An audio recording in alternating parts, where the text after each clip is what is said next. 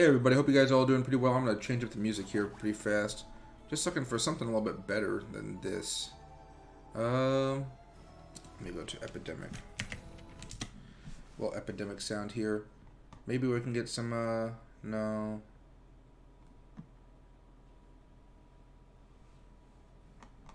Let me see. I'll just go to my playlist. Maybe there'll be something in there too. Alright, that should be able to do okay. Hope you guys all doing okay. Hey Hector, hey Jack, hey Mattis, and hey Luca. Hope you guys all having a very, very good evening tonight. I don't know how many people are going to be here since it's a Friday night, but I'd still want to jam with you guys. I got a little bit of sake to drink in case anything big happens. I'm hoping we can make a big move later on tonight. STMX is popping off a little bit. That's been kind of nice to watch. I know one of you guys was just talking about Harmony as well. If you let me know the ticker for Harmony, I can actually... Oh, there it is, 1. I don't know why I always forget 1. So, yeah. It did hit a little bit of a peak right here. Actually broke out. Oh, it wasn't able to hold over the breakout. That's a shame. Let's see.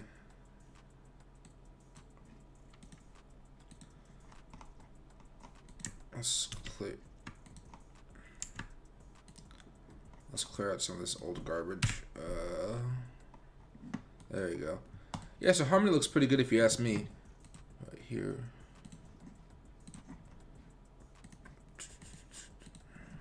Three-hour. Nice breakout. This is what you want to see a breakout do, but... well, this is a 3-hour chart, so I'm going to go to the 4-hour chart. It's been trying for a while. I might flag down here in a little bit, guys, so just be aware of that one. But overall, it still looks like a very good play. Here's Dogecoin. Excuse me. Still kind of doing nada, but we're hoping for a little bit of a bounce off the 50 moving average, or at least the trend line over here in the next few days. Ethereum still grinding, coming down just a little bit earlier today. Matic came back down after its breakout, which was really nice to see. Get rid of this and this and this. And we'll wait for Matic to make another pennant here. Let me get back to Doge short term so I can see what you guys are talking about. And I'll put Bitcoin over here back on the 5-minute chart. There we go. All right, everybody. Oh, yeah, and... Oh, I forgot about this, yeah. I'm doing a new algorithm, and I forgot the auto is kind of weird on it. I got to figure out how to adjust it back up there. Okay, that's fine for now. But something I have been seeing that's pretty interesting is if you look over here at Bitcoin, let me just go to maybe the 45-minute chart. You do see a little bit of a wave pattern coming in with Bitcoin, so I'm hoping maybe it might be kind of fun to try to ride this wave up. Especially on the 45, if it breaks above the 50 and the 20 on the hour, I'd have to break through some stuff. So, pretty challenging battle, but I think it can do it. Okay, I gotta get out of the auto mode, though. That's gonna be a pain in the butt to be able to look at. There we go. And actually, that's fine for now. Let's see.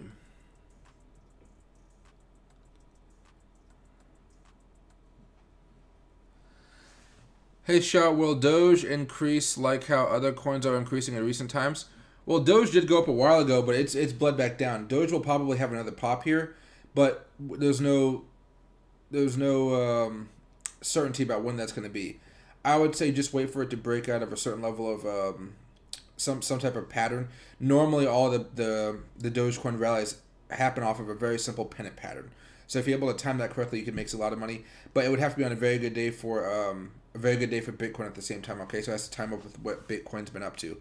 Besides that, I'd be patient with Dogecoin. You're gonna buy it right now and hold for a pop, or you're just gonna wait for the actual breakout to occur, and then you start to see it on a little bit of a rally. Then you're just gonna kind of grab on a little bit later and hold on tight for less profits, but maybe a little bit less risk at the same time.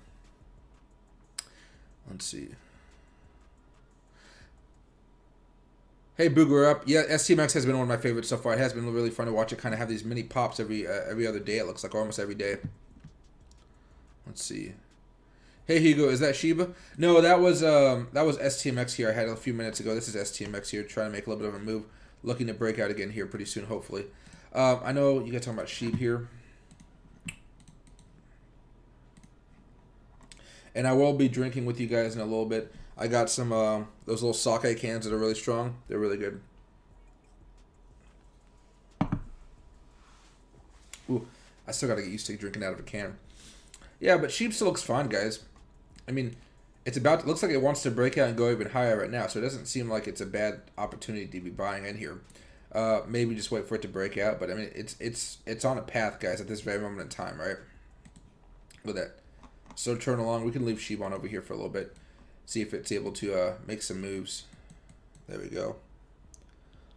I wonder, I got a new algorithm and I'm playing around with it. Where's it at? It's hidden in here somewhere. There we go. If I plug Sheep in here and put on the 4 hour, what is this? What does this tell me?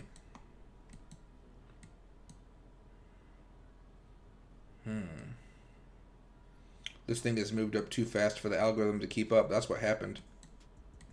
You guys could have caught this initial uptrend way back here a few days ago.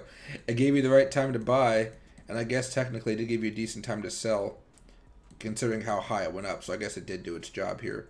Let me try the 2 hour chart, see if that that changes anything, guys. Strong uptrend is detected. Okay, that's what I'm more of what I'm looking for. Huh. So pretty interesting. It thinks it's going to go higher. It looks like it may try to get it back up here to 34.17 maybe.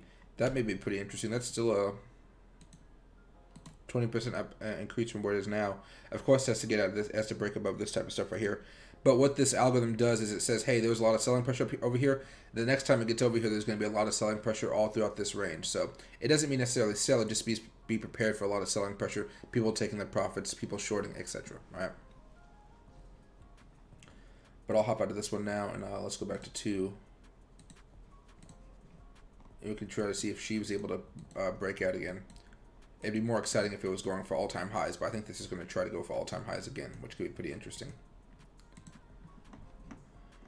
Let's see. You see the cup? Yeah, there you go. She was looking to make a move. Hey, Automatic, I have no idea how many Sheep coins are left out in circulation. You might be able to find it over here on Sheep, on CoinMarketCap. Not Schwib, Sheep.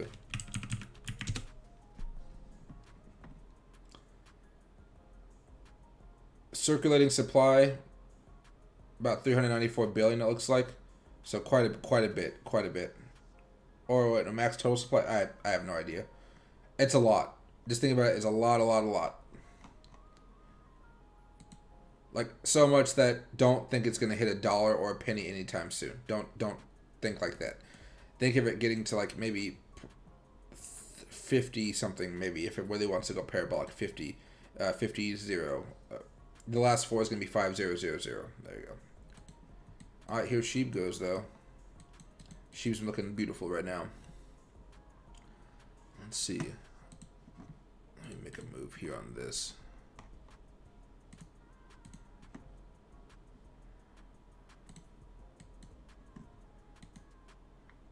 There we go. Okay. You heard public.com competitors of Robinhood really adding Dogecoin? Yeah, I've heard about that. I've seen Public a few times. I'm writing a little bit about them in that lesson plan that I have for you guys as far as stocks are concerned. They're an okay platform. I don't know how many people they have on top of it. I kind of like how you can just kind of copy people though on it. Not like a widget copy, but you can see what other people are buying, and you can say, hey, I want to buy some of this as well, right?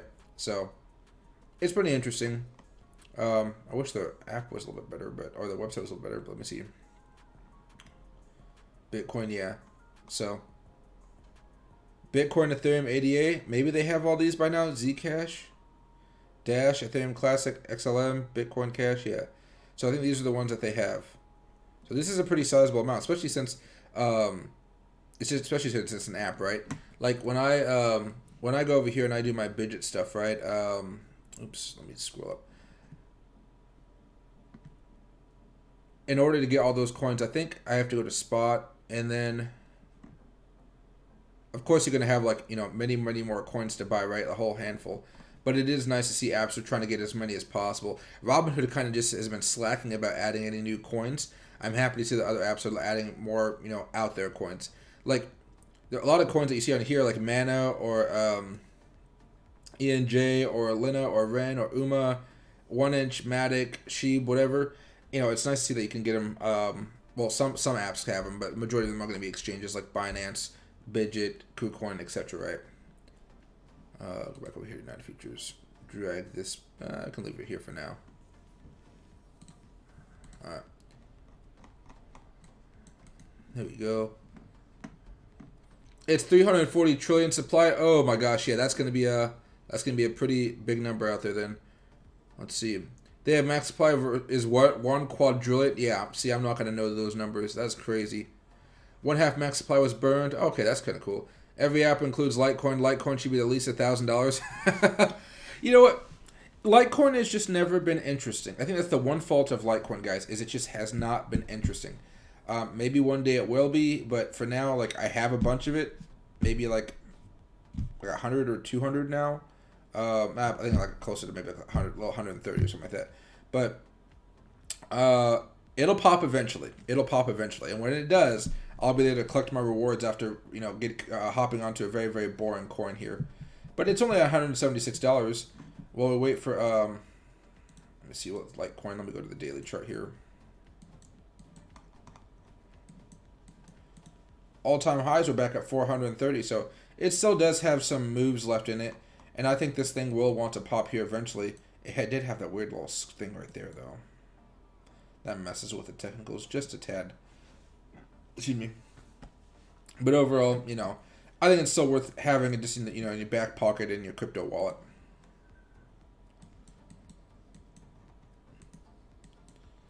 And Bitcoin's trying to make a little bit of a move here. I'm hoping that soon, I don't know exactly when, Bitcoin will be able to do this little bit of a reversal here. So, a little bit of a reversal here. Gotta give it this some time, though. Chainlink is so boring. Yeah, I've heard Chainlink can be very boring as well. Hey, Hector, Robinhood won't add anymore because they're under observation by the government. Make sure my dog's sleeping right behind me. I can't back up too much. I mean, yeah, that could be part of it. I don't think Robinhood wants that much crypto. I don't think they yet see the value in implementing a crypto system, especially since they're taking forever to freaking add a wallet. But I guess they may be the first one anyway. It just seems like, yeah, they do have to be a little bit careful. I guess that's a good thing to say. Let's see. Litecoin is an OG coin like Dogecoin. Yeah, I'm hoping it has a big move here pretty soon. Let's see. Hey, Kobayashi, did I invest in Seller? No, I did not. No, I did not. If it went up, though, congratulations. So anytime somebody's making money, I'm a happy camper. Let's see. I'm just waiting for Shiba to have a nice little pop-up right here. Let me go right here. Bitcoin's making a move here, which I like to see. I really want this to start a little bit of a curve. If it does, it does. It does. If it doesn't, it doesn't. I put a $50 position in here a while ago. Not really in the best spot, to be honest. I bought right here when I should have bought right there. But I was taking my dog out. And so I'm up 32% right now, but I don't know how long that's going to last. I'm just hoping for a little bit of... It's supposed to be like a longer term hold. But I'm going to... how do I say this? If it comes back to breaking around even, I'll just sell to get out of it, not lose any money. But I'm hoping this can continue to kind of rally up here for a little bit. And this move on Bitcoin on the 5-minute chart here is actually kind of nice for Sheep because that could maybe give it a little bit of a boost as well. And what else is moving? STMX is moving right now, guys. STMX is having a little bit of a jolt off of that move, I guess. And this is let's go to the 15-minute chart. Yeah, it's flagging right here, flagging. And the other one is BitTorrent is making a little bit of a move too, a little bit of a flag. This is a 15. Oh, well, it broke out a while ago. I didn't see this. I totally missed it. I've been missing a lot of plays lately because I've been watching this dog too much and running errands. So this broke out a while ago, 15 minutes. This is a 15-minute chart, so not too crazy long ago. Yeah, that was the last breakout. So here we are again. Let's see where BitTorrent goes as well. So BitTorrent and STMX have been pretty decent runners over the past few days. I'm guessing because they're both like very, very cheap looking coins. Like BitTorrent's under a penny, obviously, and STMX is about almost 4 cents. So they're pretty cheap in the eyes of many investors who just want to buy something for a potential run up, right? All right, let's see if Sheep can make a little bit of a blast off moment here. This is Sheep on the 15-minute. I can get rid of this one.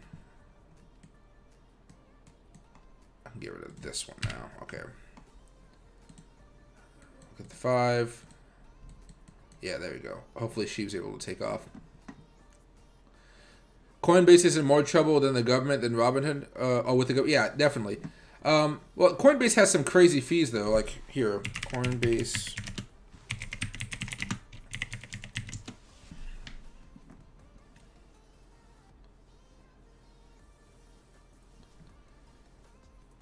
Let's see. Okay, let me just say this right here. Okay. 50.50 to 0.50. That's about 1%, right? If you go over here to Bidget, oh, it's up 60%. Oh, beautiful.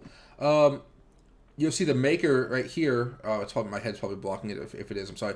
Maker 0.02%, taker 0.06%. So the entirety of the fee is 0.08%. When you see just for here, like it's like 10 times more than 10 times more than like an actual exchange, and that's what drives me nuts about drives me absolutely like nuts about people using Coinbase. Like Coinbase is okay if you just want to buy something and hold on to it for a long time, maybe gain interest on it, right? But you know, if you're trying to do a lot of trading on it, it can be a little rough for sure. It can be very, very rough. Oh, there you go, little Bitcoin. You keep on chugging. What is it at right now? It's at 71%. Oh, I should have put $100 down. I really should have. I was contemplating it really. Oh, $200 was what I was contemplating, but I was like, you know what? There you go. Oh, beautiful, beautiful. Nice little Bitcoin play. Come on, Shiba. I want you to get that too. Dogecoin and some other coins may be trying to make a little bit of a move here soon. There's a little bit of a volume switch. I wouldn't say this is a crazy amount of volume, but it's enough to kickstart a little bit of a reversal if the goal is to, you know, right, make a little bit of a move. And what is it getting above? Oh, that's why it's taking so much force. It's trying to get above the 20 on the 1 hour. On the 2 hour, it's already above that. On 3 hour, it's above it. 4 hour above it. Daily, nothing to worry about. 45, 30, 15, 5, 1. So at this moment in time, it's really above a lot of other stuff. Okay, so I'll go back to the 5. Well, let's go to the 1. Give it a little cool off period, yeah. So far, pretty interesting to watch this kind of play out. We'll see if it holds or not, though. I'm going to wait a little bit longer before exiting. It may kill me, but again, it's only $50. It's not going to bruise me, right?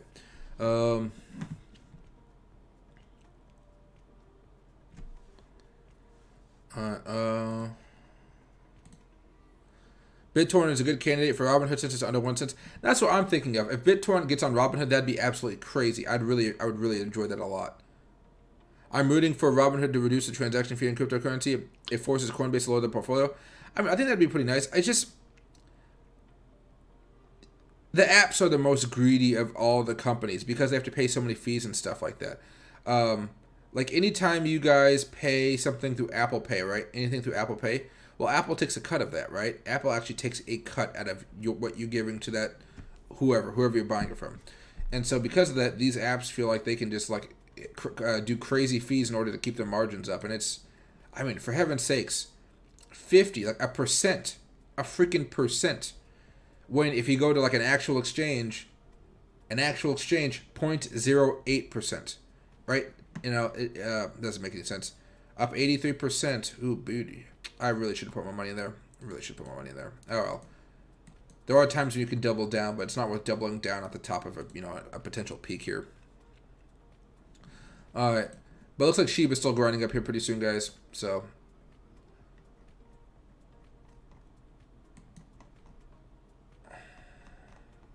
Wait to see what happens here. At best, I get myself a free lunch for tomorrow, or a nice lunch tomorrow. At worst, I could take my sister to lunch tomorrow, or breakfast tomorrow. Tomorrow's Saturday, no, we're going hiking. Maybe on the way. Yeah, maybe on the way over there we can get a nice little Denny's or something like that, right? Maybe it's enough for Denny's for 2. It's only $36 profit. That's enough for Denny's for 2. We'll see though. I usually think when I'm trading, what does that buy? I mean, it's usually a freaking dinner or something like that. All right. But right now, guys, just waiting for Sheep to pop off. And you guys have anything you guys want me to look at, feel free. This is going to be much more relaxed. It's kind of more of the Friday night theme where we just kind of chill and talk. Anything you guys want me to talk about, let me know. But don't let the chat die out, please, for heaven's sakes, because when the chat dies out, it's never a fun experience because then I just don't know what to talk about. And then I end the stream a little bit early.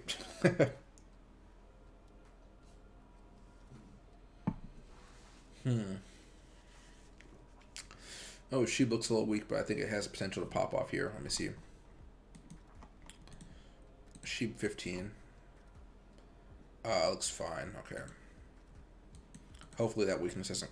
Yeah, I don't like that little thing right there, but that's fine. Alright. Let me hop out over here. But yeah, but if you guys can, move your money over to something like... It doesn't even have to be Bidget. It could be anything. KuCoin, Binance if you're outside the United States, Binance US if you're inside the United States.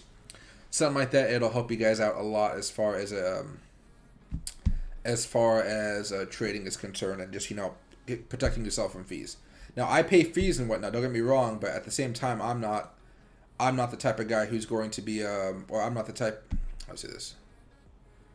I'm not paying as much fees as the people that actually have less money than me and they're trading less money, right? Which is not how it's supposed to work. Hey, good evening, A. Heaton. Let's see. Hey, Patrick. I would create a Doge-only stream, but nobody would watch it. I tried it out once a few months ago, and like nobody watched just the Doge stream. It had to be Bitcoin and Doge, and that was the only thing that worked. What I am probably going to make pretty soon is I will try to make a stream that that has trading signals on it. Something what you see here, but it won't be 5-minute charts. It'll be something more like... what's a good way to do this? Let me go to 6. Let me pick one that I probably won't look at here.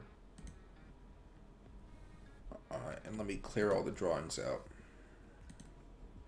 Let me on Bitcoin, let me remove this MACD strategy. Let me remove the auto fib strategy. Okay, and it got volume. Okay.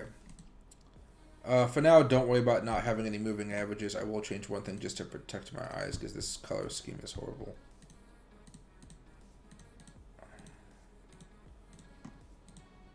Alright, there we go. And then what I'll do is I'll get this on the 4-hour chart. Actually, hold on. It may be best to put it like this. Oscillator, algo, okay. So it may look something like this. Let's say maybe a 15-minute chart, if you will.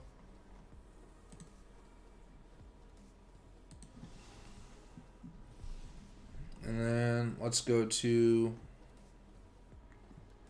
supply and demand modes, institutional interest.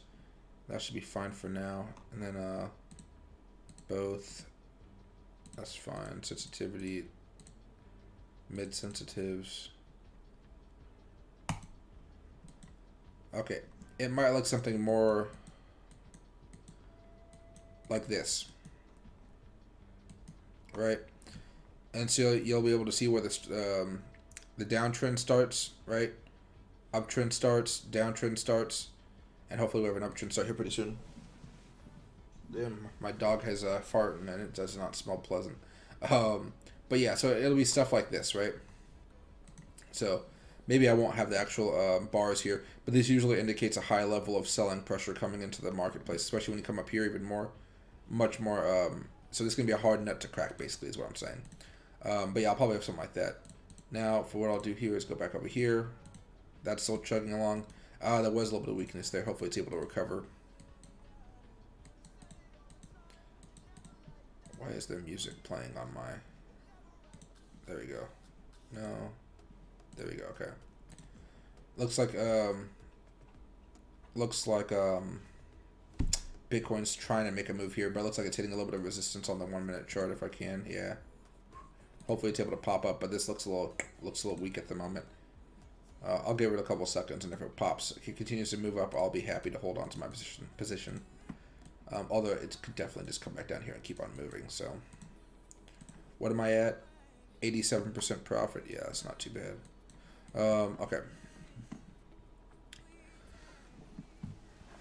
How is your puppy crypto coin portfolio in Bitmark Exchange? Let's see.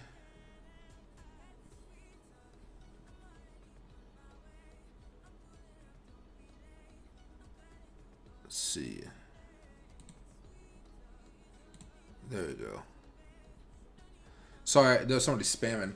I don't know exactly when Doge is going to hit 50 cents. I would expect sometime in the next 3 months is your best bet. If it doesn't do it then that probably means Bitcoin took a little bit of a dip, okay? Let's see. Rumors have it that Ethereum may be doing a crash of sorts. Have you heard anything about that?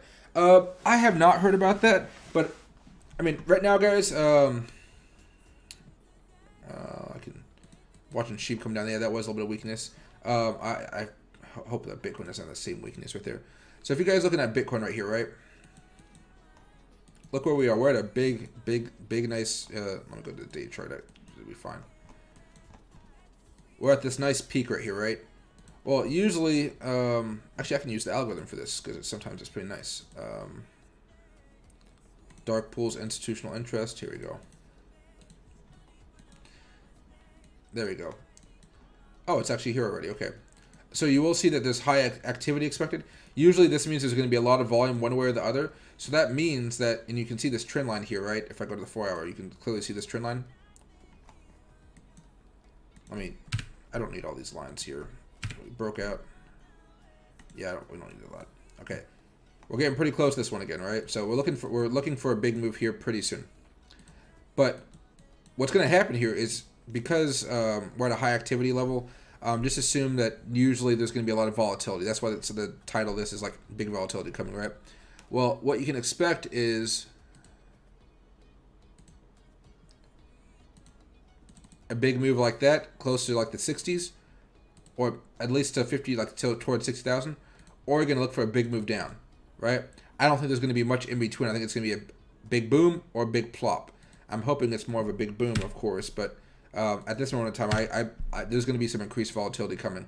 Sometime either this weekend, well, hold on, well, this is October 9th at 1300 hours, so, you know, we're running close to guys to potentially running into this trend line here, which hopefully will just give us a nice little pop bounce, right? Bounce, bounce, bounce. Hopefully that's going to be able to help us out. But right now we're getting a little close. So we expect a big move left or up or down here. Don't expect it to be subtle, I guess is what I'm trying to say. Anybody can say expect up or down, but I'm talking about, like, volatility wise, it's going to be a big one. But as far as Ethereum is concerned, it did. Is this the wrong page? Yeah, it is the wrong page. Go back to Bitcoin here on the 5.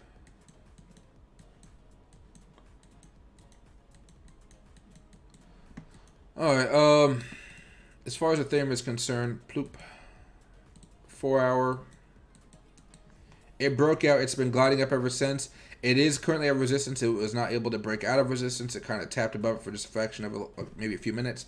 Came back down. But at this moment in time, it still looks okay. If Bitcoin takes this a little bit of an nasty dip down, you could see Ethereum come all the way down to about 3,000, or so, maybe 3,100. And that if that's a big dip to you, that'd be a pretty decent size. That'd be about 16-20% drop. That's what I could see. Now, if for whatever reason Bitcoin kept plummeting down to 30,000 or something crazy like that, you could see Ethereum go down, $2,000 range, mid 2000s, right? So that could happen. I'd wait a little bit longer before trying to do any shorts or anything like that. But if it is going to crash, it would be off of Bitcoin's back, not because it's just doing its own thing, if that makes sense. Did she manage to recover? Sheeb? Nope. Got a little weaker. What else do we got here? STMX. STMX is still flagging here. Hopefully that can make a move here pretty soon. Let's go to the 1.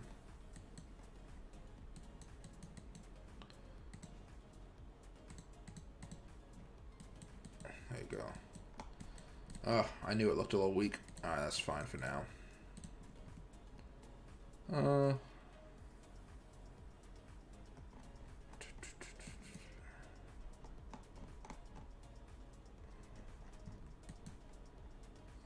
No, I'll keep it. I'll keep that trade open. I want to see what happens over the next few hours.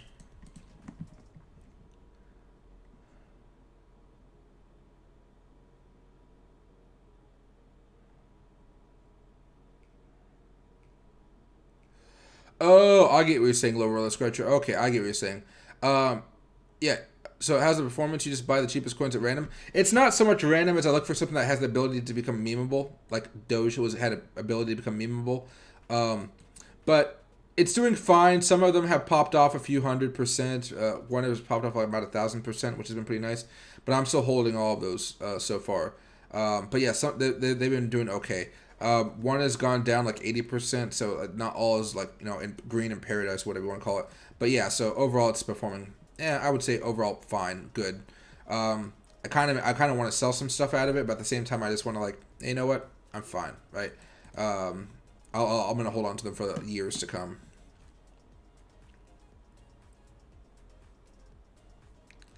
Yeah, I'm hoping one of them will strike me rich for sure. Hey Peter, hey Mike, bought $100 of Shiba at point 650, made a couple bucks and put the profits in Bitcoin. Hey, there you go, my man. I'm glad you made some good money, dude. I'm glad you made some really good money off of that play.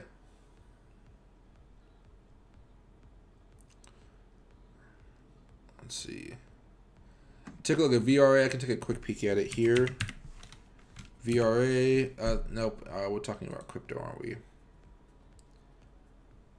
Veracity, maybe? KuCoin, maybe that'll do the trick.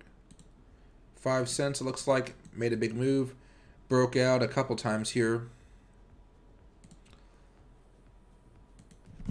Don't gotta worry about that one. Broke out, and it churned up pretty nicely. Even ran into resistance.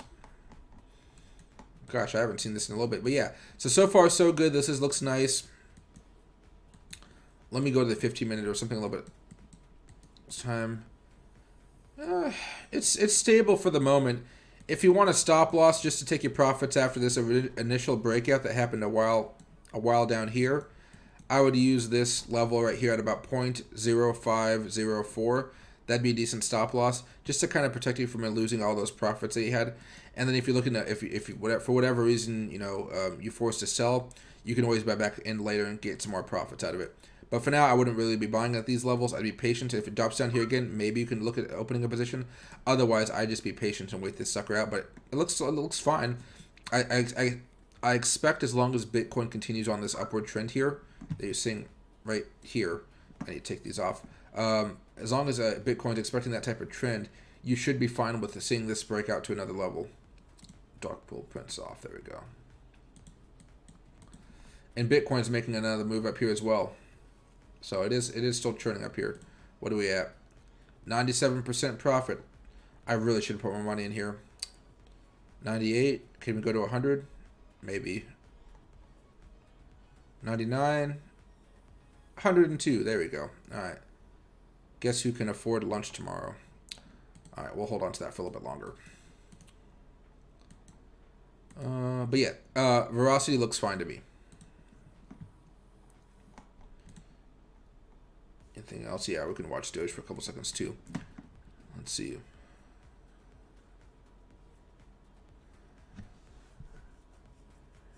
Let's see. Can you look at B Pro, please? Yeah. Let me take a quick. B Pro.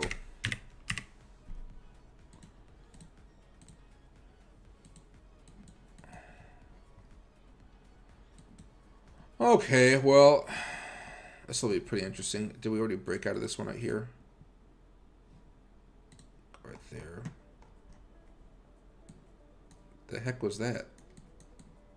Those random spikes that you see are freaking insane. Oh, come on.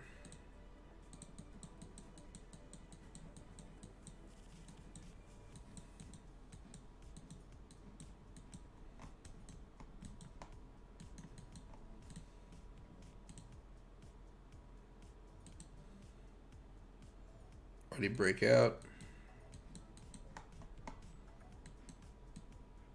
Pretty much breaking out now of this longer trend line, and I don't see much increased volume here.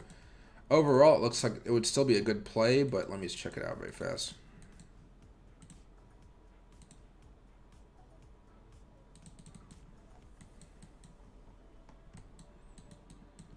Maybe less of this and more of this. No, it's still pretty similar though. What's stopping this from breaking out? Is it just volume? This seems like a pretty decent play, but it's just lacking a little bit of volume here. And that seems to be the issue with it. I would still be holding this and letting it grind up. That's what I'd be doing right now. It's not too far from what it was a few weeks ago.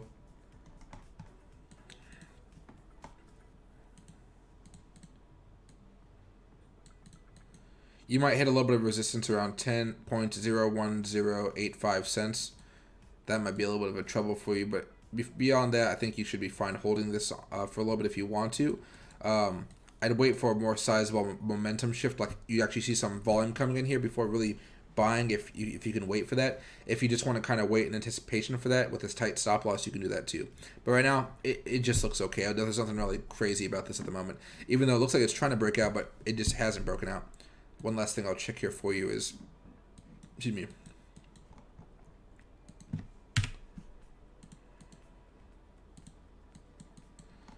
the weekly chart looks like pretty primed for a little bit of a boom either this week or next week. So the weekly chart looks pretty nice to me. There we go, right there. Doge on the weekly looks like it's primed to go up as well here. Well, next week at least. Yeah, next week it looks primed to go up.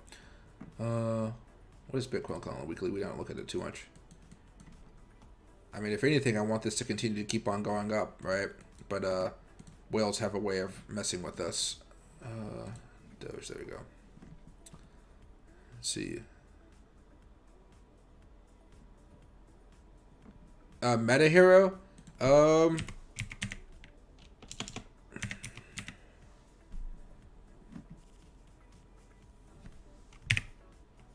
Meta Hero. Give me the ticker for Meta Hero and I might be able to help you out. Let's see. Hey, I'm going to try to get comfortable with this weekend with Bidget. Are you going to make any trading videos? Yeah, the first one will be due out Monday, so I'll be after the weekend. If you can wait a little bit, awesome. If not, I'm pretty sure that Bidget has videos that may be better, even better than mine.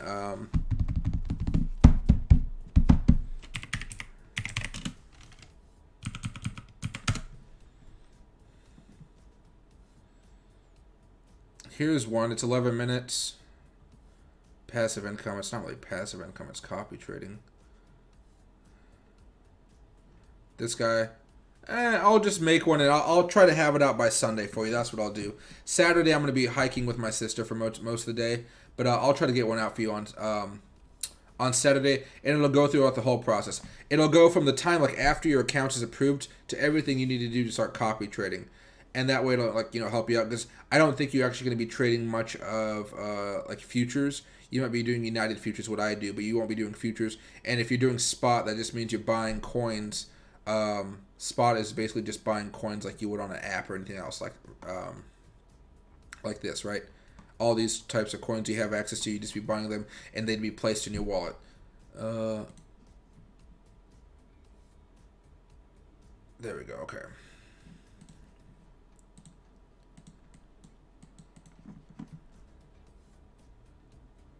Let's see. Hey, Jesus, we just looked at H bar a while ago. If you rewind, I think you may be able to see it. Let's see. Let's see. H bar.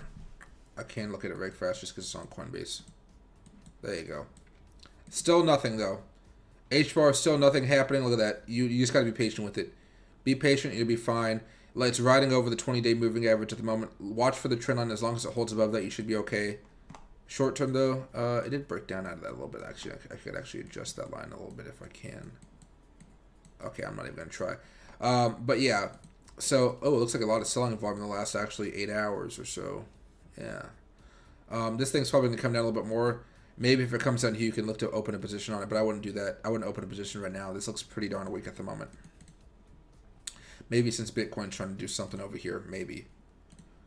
But yeah, H bar, not really looking too hot at the moment. There we go. Let's hope Bitcoin's able to have a nice day today. Let's see. Hey Dusty, I'm using the 5-minute for my Bitcoin chart right now. Normally I use the 15-minute. Well, I use the 1 through 4 hour usually. Actually, I take quick peeks at it. Normally it's the 4-hour chart that I like the best. Normally the 4-hour chart's the best. But when I'm looking at something like this and I'm actually trading, it's usually anywhere between the 5 and the 30-minute chart. Normally 5 and 15, 30 if I want a little bit of a different angle view. For example, like here's the 5. It shows you a little bit of good stuff, right? Some good stuff. You're seeing the move a little bit more dramatically. 15, a little bit more subtle. you can kind of zoom out a little bit more and you can say, wow, this is starting something. It's either going to end like this where it comes crashing back down, or it's going to end something like this where it's making a larger move up, right? Continue up as high as it can go. I'm assuming at this moment in time something probably more like this and come crashing back down, but maybe I'm wrong. It has been curling for a while, so I'm hoping that can do the trick. But just based off of what I've seen over here, I think it's probably going to come down a little bit more. The 30, you can see how aggressive this move up is, really. And it just lets me know, like, hey, 18 minutes left. I should probably sell my position in the next 18 minutes unless I see more movement coming from this candle, right? Usually, momentum keeps me in a trade, or in momentum, like, lack of momentum will take me out of a trade. I don't want to wait while my money. I don't want to watch my money do nothing, right? It's either going to be going up or going down. Now, of course, I'm giving it 18 minutes, so it's not like I'm just like, it's going sideways right now. That doesn't mean I'm kicking it out. It just means I'm being patient with it. But normally it's like the 5 through the 30-minute chart. Because I want to see if this is able to continue its move up. It has, what I say, about 18 minutes left until about 9 o'clock my time. That's what I'm really waiting for at this moment in time. I want to see this continue to, I want to see Bitcoin continue to pop. Like minute chart continue to pop. Second chart, I want to see huge, huge moves that continue to kind of break out a little bit higher and higher, right? Here's the second chart. Most of you guys probably can't see this too well. Let me go. But I want this to continue to go higher and higher and higher. It's trying to make a little bit of a move now, but there is micro resistance here, if you will, right? But if it's able to pop above it, that's always a good sign. You may even see the tiny spike in volume here. Let me see. Oh, cheers, everybody. Got some sake.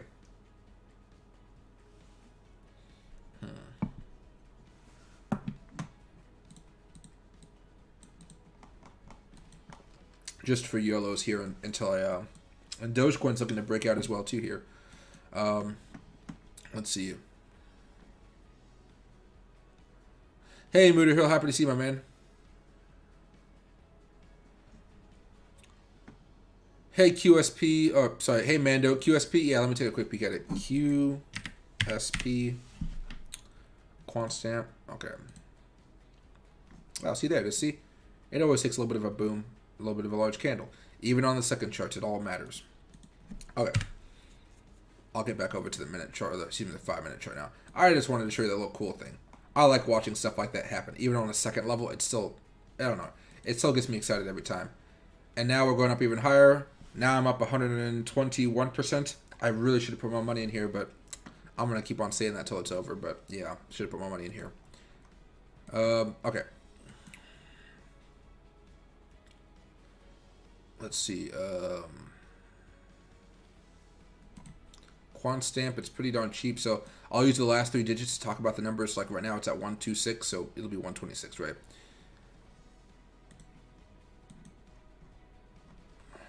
So this is the daily chart. I'm just going to get an idea of what's happened to this over the years. Yowza, this thing has fallen down hard. But that means it has a long way to go. Let me see right here.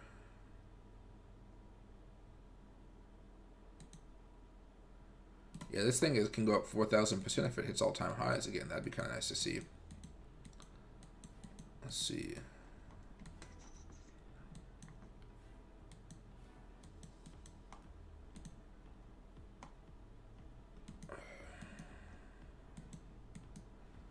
So this thing already broke out according to this, and it didn't really do anything, which isn't the best move here.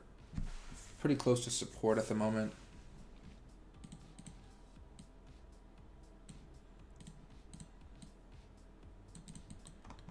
How far away are we at this one I hear? 28% drop. Yeah, so okay.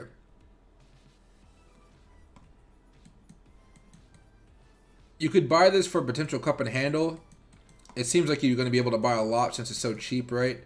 Let me see something very fast.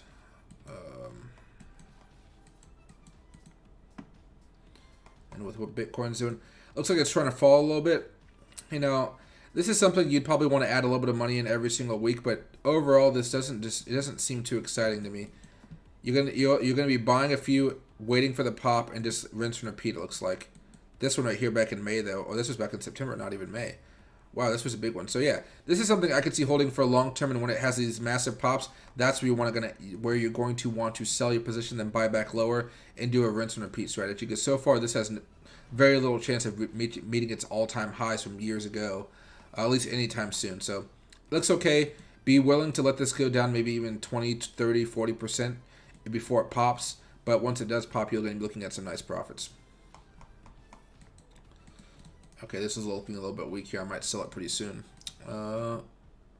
Even though it might continue going up. That's why I hate making these choices. All right. There we go. All right.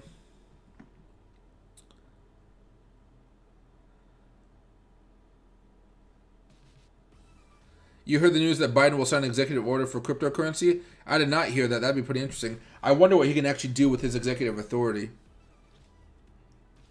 Hey, Ken, here's happened. Do you options? Do I trade options on ETFs? Yeah. Most of the time it's only SPY or the VIX. But yeah, I've traded options on a few other ETFs. Hey, USA Owners, you have a sheep bag, Michael? No, I still actually have all of my sheep that I bought a few weeks ago, or a few months. Oh my gosh, it's been months. A few months ago. I'm waiting to see what happens with it, but at this moment in time, I'm still kind of holding on. I'm hoping by some weird chance it may go up even higher, right? If it's not able to, I'll sell. But at this moment in time, we don't need that. At this moment in time, I'm just kind of holding my sheep. I've lost about 20% of profits off of it, I guess. But I mean, I bought way back here, like, let me go to the daily chart. It's like way over here. Not very at the bottom, but close to it. I'm up about 300% right now. Not bad. But no bag. No bag here. God, oh, God. If I ever had a bag on sheep, I would not feel good. Let's see. Most of this, to me, sheep was just something I just tossed some money into. It was like, yeah, well, if it goes, it goes. If it doesn't, it doesn't. God, my dog is like gassy as hell. CI stock is crazy. It pumped up $2, then dumped 150 today, Michael. Yesterday CI was 96. Oh, geez, that's good to see, though. That's a good way to end a Friday.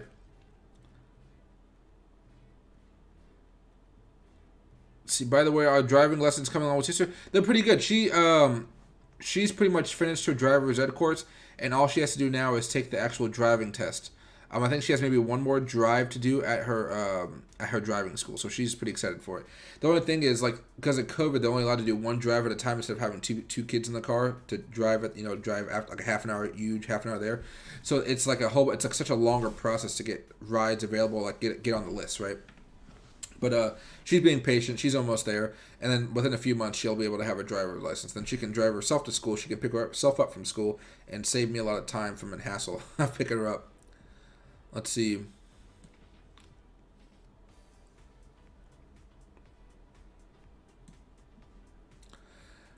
Hey Cyberzone, why does the 18 minutes matter? Daily close? Yeah, it wasn't a daily close, but it was a close of the 30-minute candle, I believe. That's what it was. It was just the close of a candle. Nothing crazy in particular, right?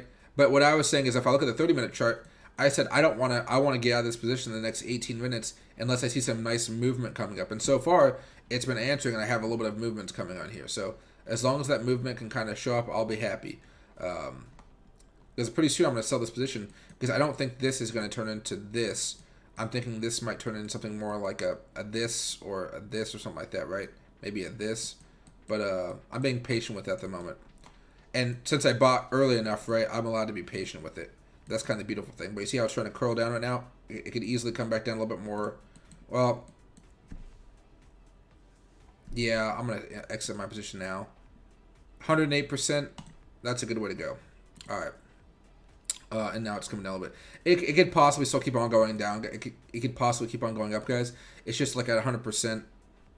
I mean, you could ask for more, but usually when I wake up when I get over 100%, I place a trade before I go to bed, knowing something like, oh, this is about to break out. The volume's there, everything's there, right? And then I wake up and I'm like, ooh, I made 400% on this trade. That's normally how it is. I usually don't hold on this long for day trades, right?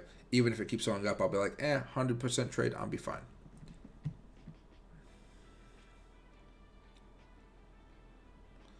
Sheep, HNT, and Bitcoin would be a nice one. That would be pretty interesting. Sake in a can? Yeah, this is I went to the wine shop today to pick up some wine. It's called Soto. I don't know. I probably overpaid for it.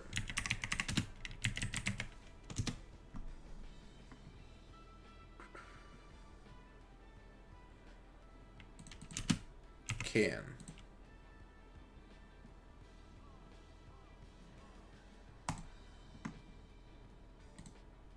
This stuff. Yeah, I paid $6 for this. It's not $7. It was trying to make you feel like it's on sale. But yeah, it's just this. It's premium something, whatever it is. It's pretty good though. I enjoy it. I got one for my mom and she said she liked it. Let me see.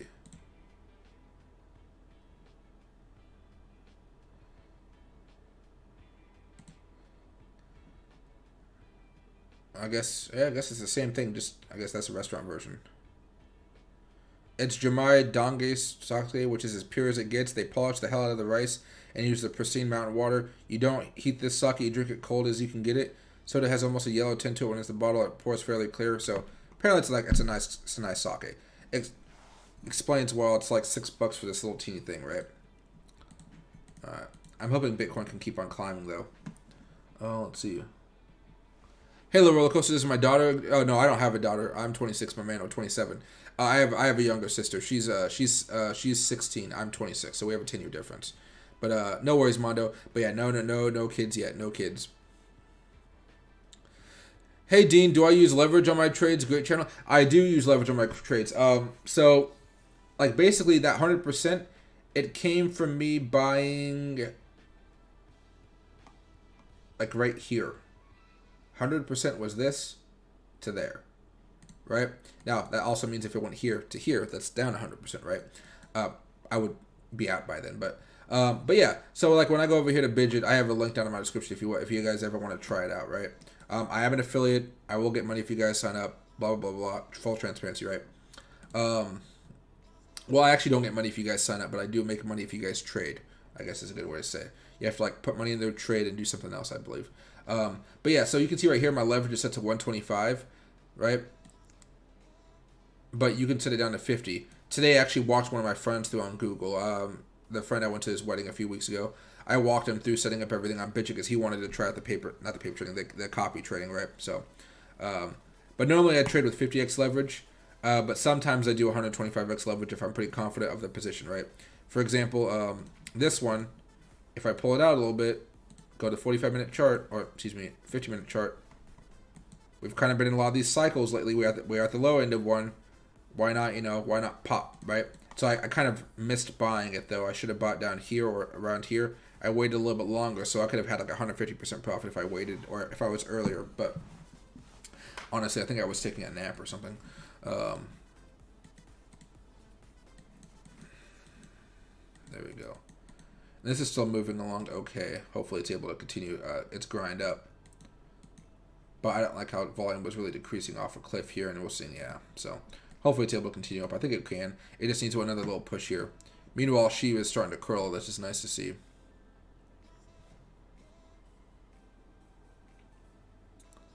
Let's see. Hey, LaBelle, Gala, please, price prediction? Yeah, no worries. Thanks for asking, and thank you for saying please. Gala.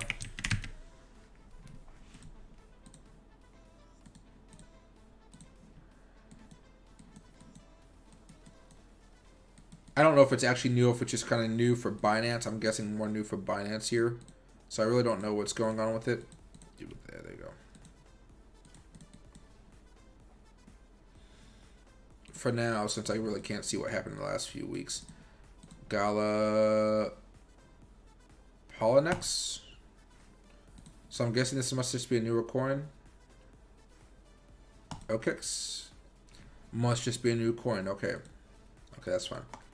So right now it's at 10 cents. Let me see what this is though. Do I have CoinMarketCap open up? Gala market cap is, what number is this? 679. Not bad, not bad. Oh, this is not the right actually token.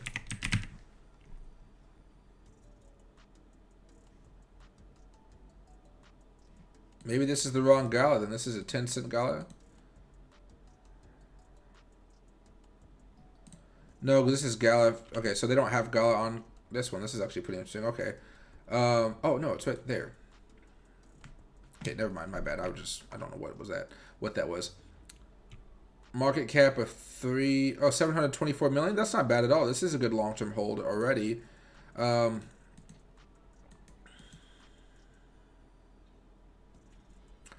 mean, at this point in time, I'd be starting to take nibbles of this for probably the next few months. Short term, since it is so new, you're really not going to have a decent price prediction on it. If Bitcoin's able to surge here the next week or two and go up to all-time highs and whatnot, you could potentially see this, since it's so cheap, go up past 20 cents, maybe even up close to 30, 40 cents. But it would have to catch fire along with Bitcoin. So more realistically, somewhere around maybe 15 to 20 cents is somewhere it can go in the next few weeks. If it's able to catch fire and people are like, oh, Gala, have you heard about Gala, Gala, Gala? It's like that, right? Get all the spammers and everybody talking about it. Then yeah, you can really pump this up and get up to 50 cents or something crazy like that. Short term, nothing too crazy. Think of about 20 cents is something I would aim for here.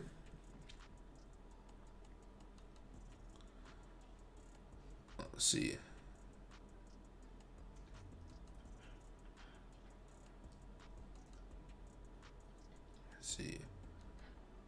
Do I have another job? Another job than trading? If you don't, you're living the life. Well, YouTube, I guess, but I don't need to do YouTube. I just kind of got bored with living, or not living, but like life, right? Basically, all I used to do is play video games, and when COVID hit, I couldn't go out and hang out with friends. So I was like, what do I do? And so I basically just started this YouTube channel, and somehow it caught on fire, well, a little bit. So yeah, I don't do anything besides YouTube and trade. YouTube doesn't make me as much money as trading, I guess you would say, but it's still a fun thing for me to do. And then, let's see. Can you show how to do the setup of the Fibonacci retracement? It's a pretty simple one. Let me go to Bitcoin here very fast. Let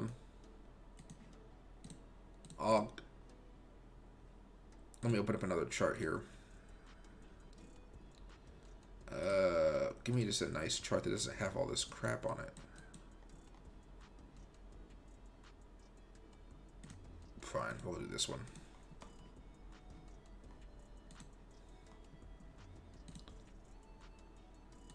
There we go. 1 second. I don't know why these colors are so bad. They're not supposed to be such harsh colors. They're supposed to be kind of like lighter. There we go. That red, well, we'll be fine for now. Okay. So normally when you go with the Fibonacci levels, you can find it over here, right here. I don't know exactly what this tab is called. Alt F is what if you want to just click on the button, or you can click this one right here, the little star. And then when you go over here, right, it'll give you a little list, and you can choose from right there. I don't use it because I just like going to the side. But basically what you're doing is you're going from the start of the breakout. Oops, I gotta re-click it. Start of the breakout, which is way down here like the low, and you're gonna trace it up to the high of the breakout, which is right here, right? High. And then what you're gonna do is you're gonna see if anything matches up. In this example, you have resistance there, a little bit of support here, a little bit of support there, resistance there, support there, breakout here. And so far this is working out. If it doesn't work out, you might have to adjust a little bit, like this, looking a little bit here, a little bit there, to just try to match up some stuff, if you will, okay? And then once you see that, you can see, hey, maybe a decent buying opportunity would be this level down here at about 52,654. And if you wanted to keep this here, but take the Fibonacci level off, you just overlap it like that. You remove the Fibonacci, right? Then when you come right down here a little bit later, you can see, hey, 52,587. That's where I kind of want to have my level of support. And I think 587, I think that's pretty close to where our support level is anyway, but the Fib level is 52,587. But if we go over here, for Bitcoin right now, it's, I deleted the line. It was 52,750. So it was pretty darn close. Bitcoin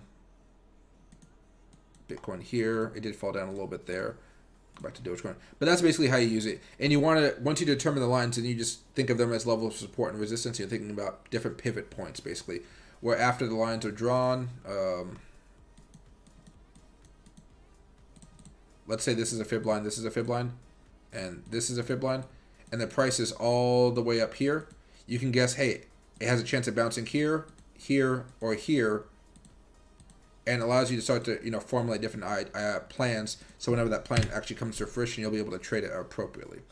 But I don't use the Fibonacci's all too often. I've just been using a little bit more. Sometimes they're good, sometimes they're not.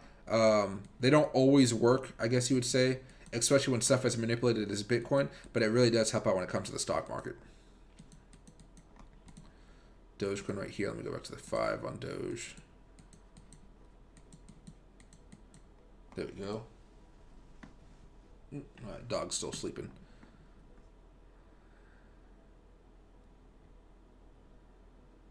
Hold on, guys. Getting a little busy here.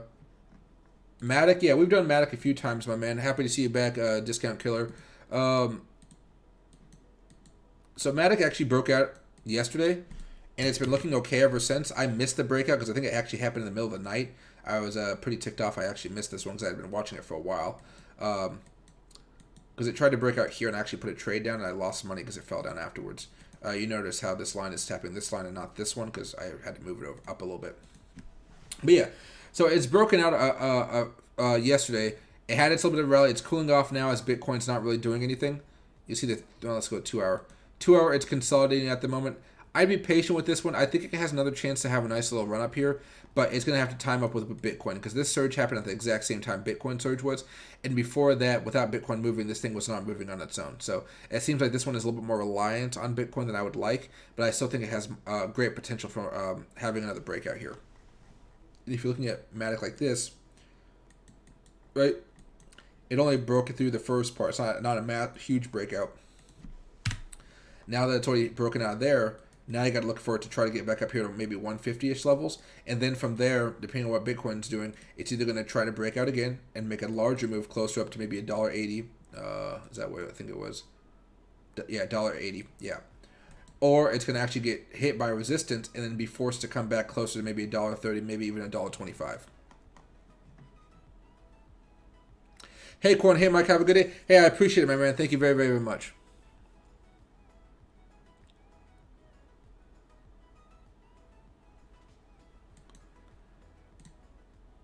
Let's see.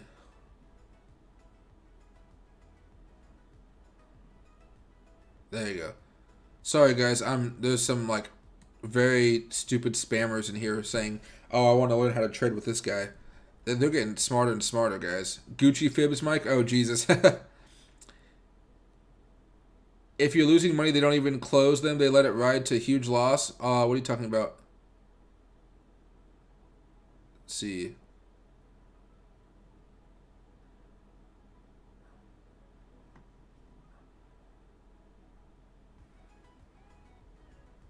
Let's see. Hey, Monica, if that happens with your paper, if you're a copy trader, make sure you only give them $20. Only give them the $20, and it'll make a difference. That's what we got to test them out. Will Bitcoin retrace? Right now, actually, nobody knows. At this moment in time, most people are guessing that it's going to pop up, but you could easily see Bitcoin making a huge move down or up. And we are pretty overextended from this trend line at the moment. So I believe if we do end up popping up here again, we will have a pretty sizable, correction, I guess you would say, right?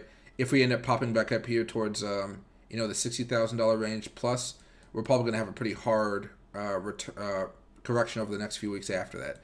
But in that meantime, you may see altcoins have a big pump, right? So that may be kind of fun to watch as well. Let's see right here. Oh, that's going to put Dogecoin right here. There we go.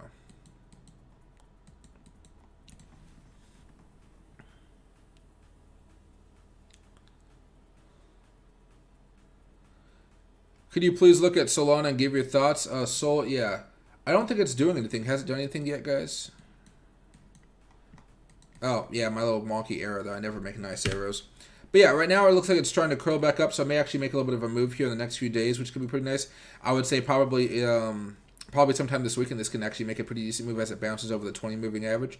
If for whatever reason Bitcoin takes a little bit of a dip, feel free to try to get a better price closer to the trend line. But I think right now would be an okay time to be buying a position. Let me check the 15 on this one.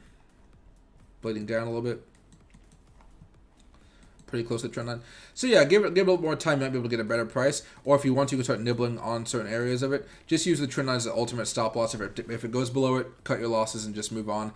You can wait for it to go a little bit lower, like maybe if the trend line says 150, you can try to go to 147 just in case there's a long wick on the day candle or something like that where it tries to break it, but it just, it's able to hold throughout the end of the day. You can try that as well. But right now, Sol, it's just kind of a, nothing really happening too much from it. Hopefully it's able to continue this momentum up here throughout the weekend or possibly into next week, right?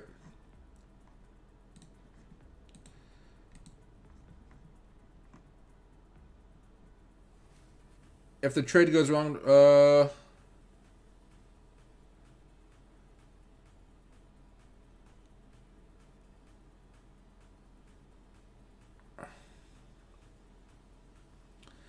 it seems if I do the trade myself, I am charged higher interest than the trader you can follow.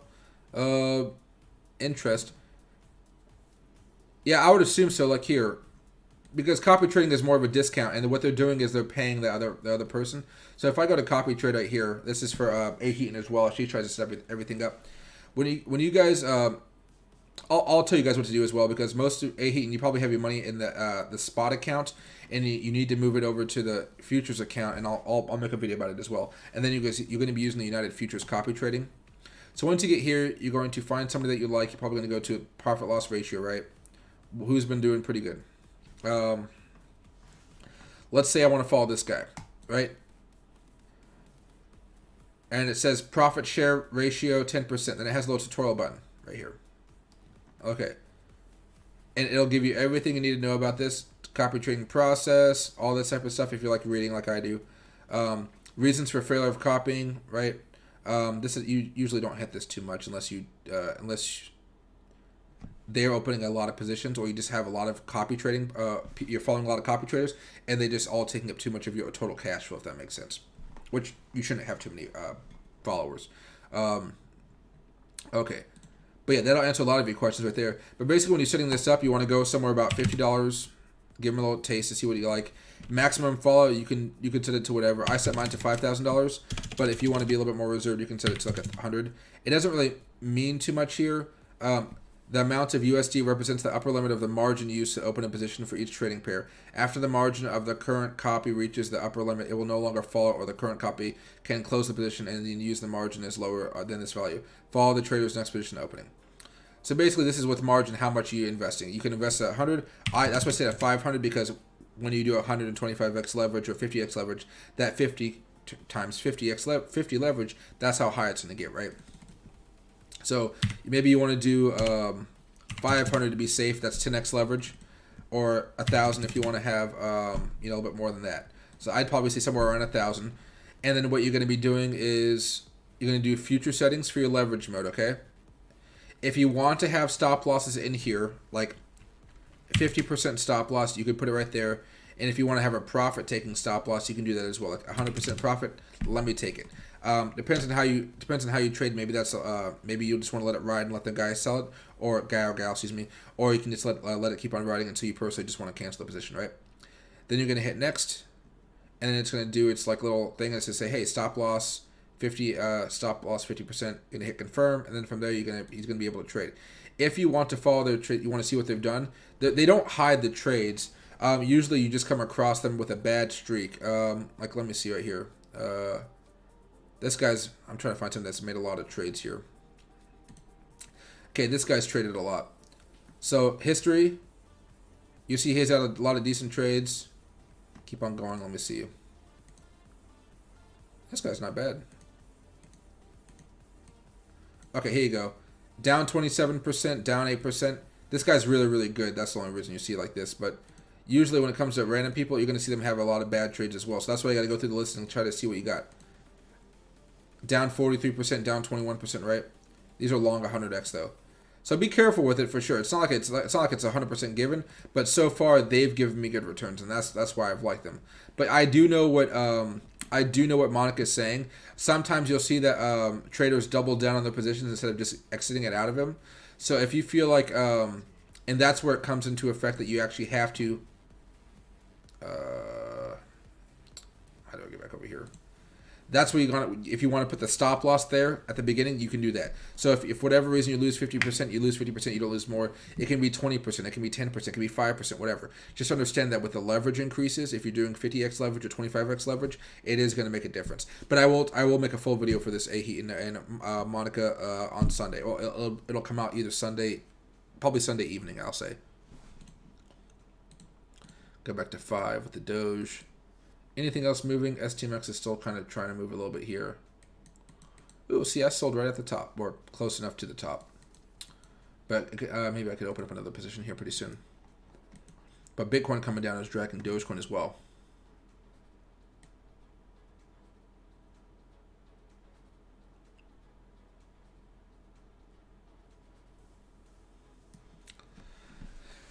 Are you investing these new Dogecoin and Shiba Inu copycat?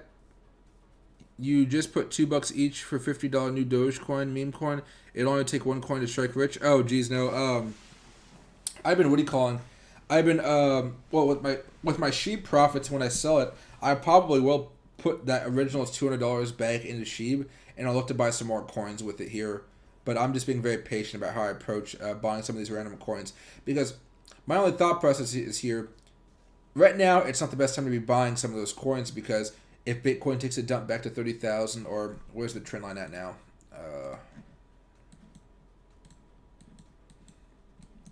Well, let's say it comes all the way back down to 45,000. I'll be able to get a lot more of those altcoins for a very, very cheap price. And we never know. This is the weekly chart for Bitcoin, right? It looks like it's primed to pop up even more here. But for whatever reason, remember, Bitcoin can still come all the way back down to 28,000, right? There's still a trend line there. Bitcoin can just definitely come back to 28,000. And if that were to ever happen, for whatever reason, I'm not saying it's happening anytime soon. If it was ever to happen, that's why I'd be loading up all the altcoins. You guys know that I bought all my BitTorrent during this little Debbie Downer zone over there that we had it for the few months, right? So, but I'm hoping that I can find a better price for those coins eventually. Maybe not soon, because I'm hoping Bitcoin can go try all-time highs again before I'm probably crashing back down. But as far as we know, this can cause a massive double top. But you guys get my point. I am going to be looking to buy some new coins, but I'm hoping to buy them at a bit cheaper price. The only coin I've been buying right now is that Bidget coin I told you guys about, the BGB. But I actually sold all my coins of that today, just because I was helping a friend out with his set up his Bidget account, right? And him with copy trading. Basically, what I'm gonna tell you guys what do with Ahit and Monica, right? I don't know what I keep on saying, right? But yeah, and so, but I didn't want him to try to do the process by himself and put money into his wallet, because he's never transferred cryptocurrencies from a wallet to from wallet to wallet before, and so I just gave him, he Venmo'd me some money, I just sent it to his wallet for him. That way he didn't have to deal with it, because if you mess up the wallet, one letter, anything, the money's gone. And so I didn't want him to have that bad first experience of trading. A lot of people send money by accident to the wrong spot. I've done it a few times. Not a large amount of money, because I usually do one trial, then I do the real thing where I send the large pot of money. But you guys get my point. So I sold all my Bitcoin. I'm going to buy some more tomorrow with it. But I totally spaced out on it. But Bidget hasn't done anything crazy in the last few days, so I think I'm fine. Hey, Dusty, you want to look at ADA very fast? I can take a quick peek at it here.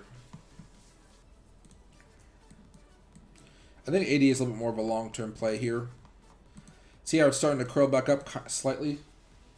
Hey, boy, I know. I'm going to take him to the bathroom, guys, in about 5 minutes outside, then I'll be right back inside. But, yeah, about 9:20, I'll take him outside, because he has to use the bathroom, I can tell. Come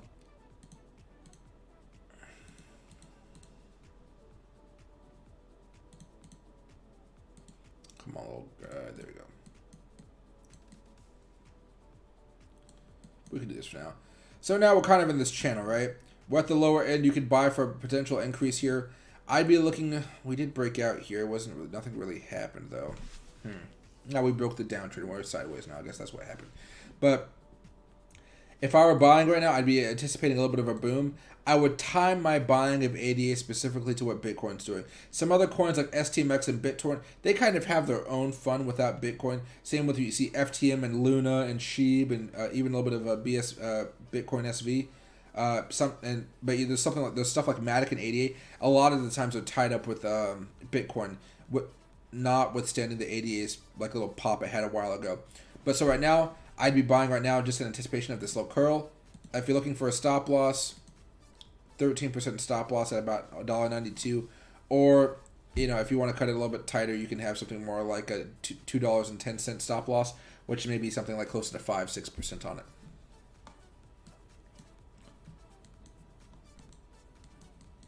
And then let me pop back over here to Bitcoin.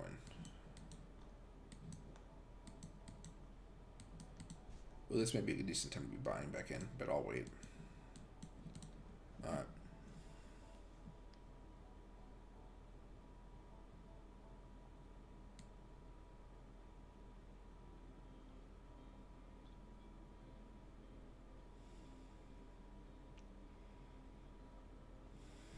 Let's see. Hey Marker, how can I transfer my accounts out of crypto? What do you mean by that? You have to send your coins to a different wallet, or they have to be on a hard storage, cold storage, excuse me, and then you have to be able to plug them back in. But yeah, you're gonna have to transfer it all through wallets. It's not gonna be an easy process. I mean, it should be it should be fairly simple if you know what you're doing. But if you don't, which it sounds like, I'd be very careful. Make sure that you really want to move everything out of the wallets they're in. Unless it's on an app like Robinhood or Webull, you can't move it out of the app. You have to sell it, transfer that cash specifically over to one of these exchanges, then rebuy the position. Because technically, you don't really own anything when you're using those exchanges. At least last time I heard. Maybe it's changed a little bit, right?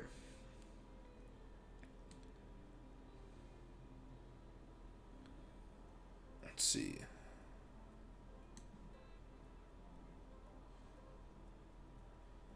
If you put 20% loss in 85% cases, you'll get out of a trade before you have a chance to make money.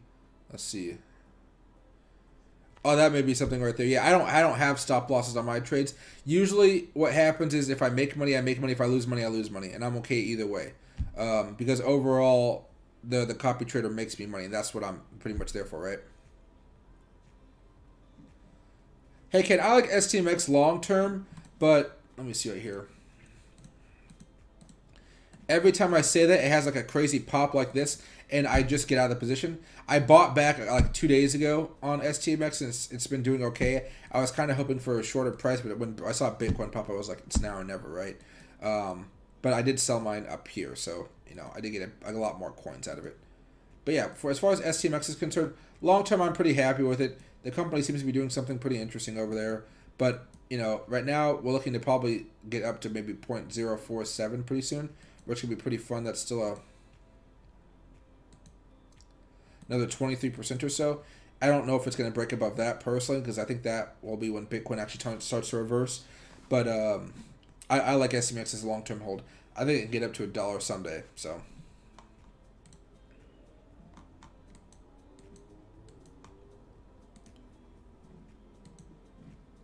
there you go, back to 5.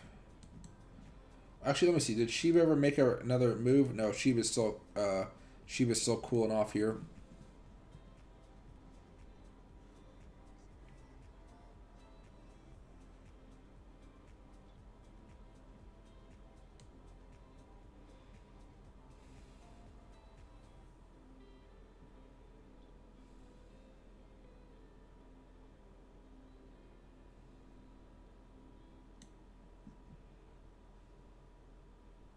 Let's see.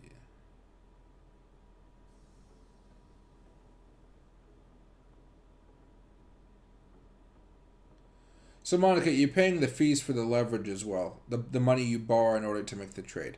That's what leverage is. That's why a lot of these people, when they make their trades, like let's say if I go over here to copy trade,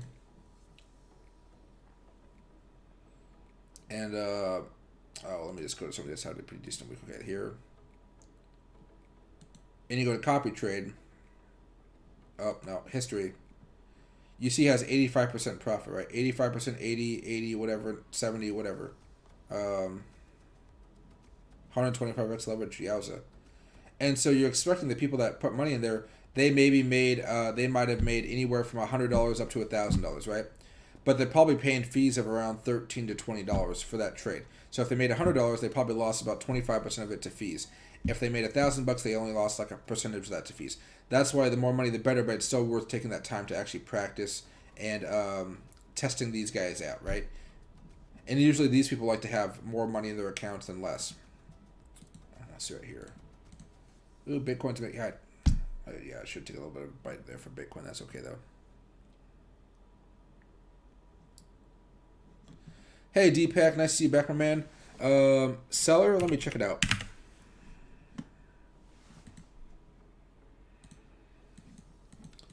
$0.17. Not really moving up so much today, but it had a nice day the other day.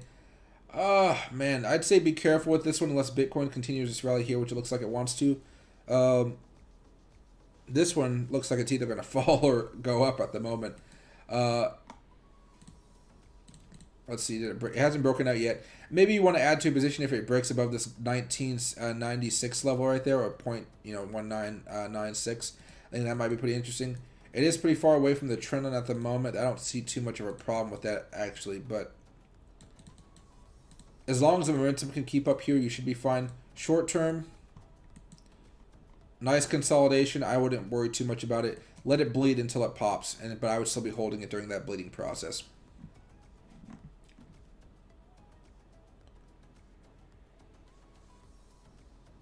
Let's see.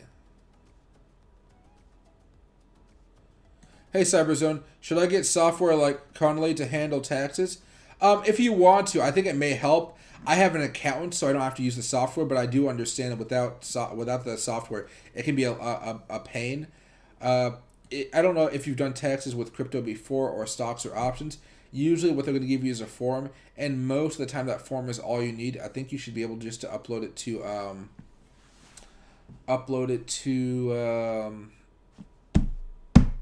H&R Block, TurboTax, something like that, and that should be enough. But if you want the extra security, you want to know that every dime is accounted for and there's no mistakes made, you can definitely do that. You can definitely get some software. If you can afford it, I always say go with software. But if you can't afford it, don't feel bad about going to TurboTax or H&R Block, some of the cheaper sites, right? A lot cheaper than an accountant. But the accountant saves me a lot because I have business expenses and all other types of crap. But yeah, if you want it, go definitely get it. You don't need it, though. It's going to make your life easier, though, right? So it's one of those types of things.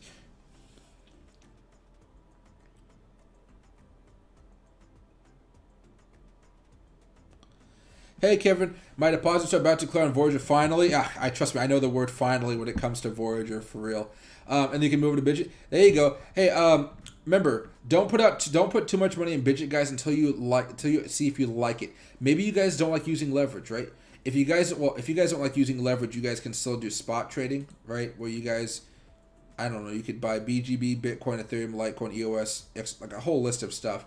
But make sure you guys like it. Like I know I like this, but by no means does this mean that you guys are gonna like it. Okay, so don't put $100, $200 if you have a little more money. I know some of you guys have put in thousands of dollars in this, right? Take it easy. See how they do. See how the copy traders do. See if it's worth it for you. If you don't like it, go back to whatever you're using before, or try to find another exchange. No hard feelings from me. I cannot stress that enough. I like this. That does not mean you guys are going to like this, right? So I just want to really make that clear. I knew I should have bought it there. Okay. I said I was going to be patient, but patience never works with me. I'm supposed to be, I attack something and I want it. Let's see.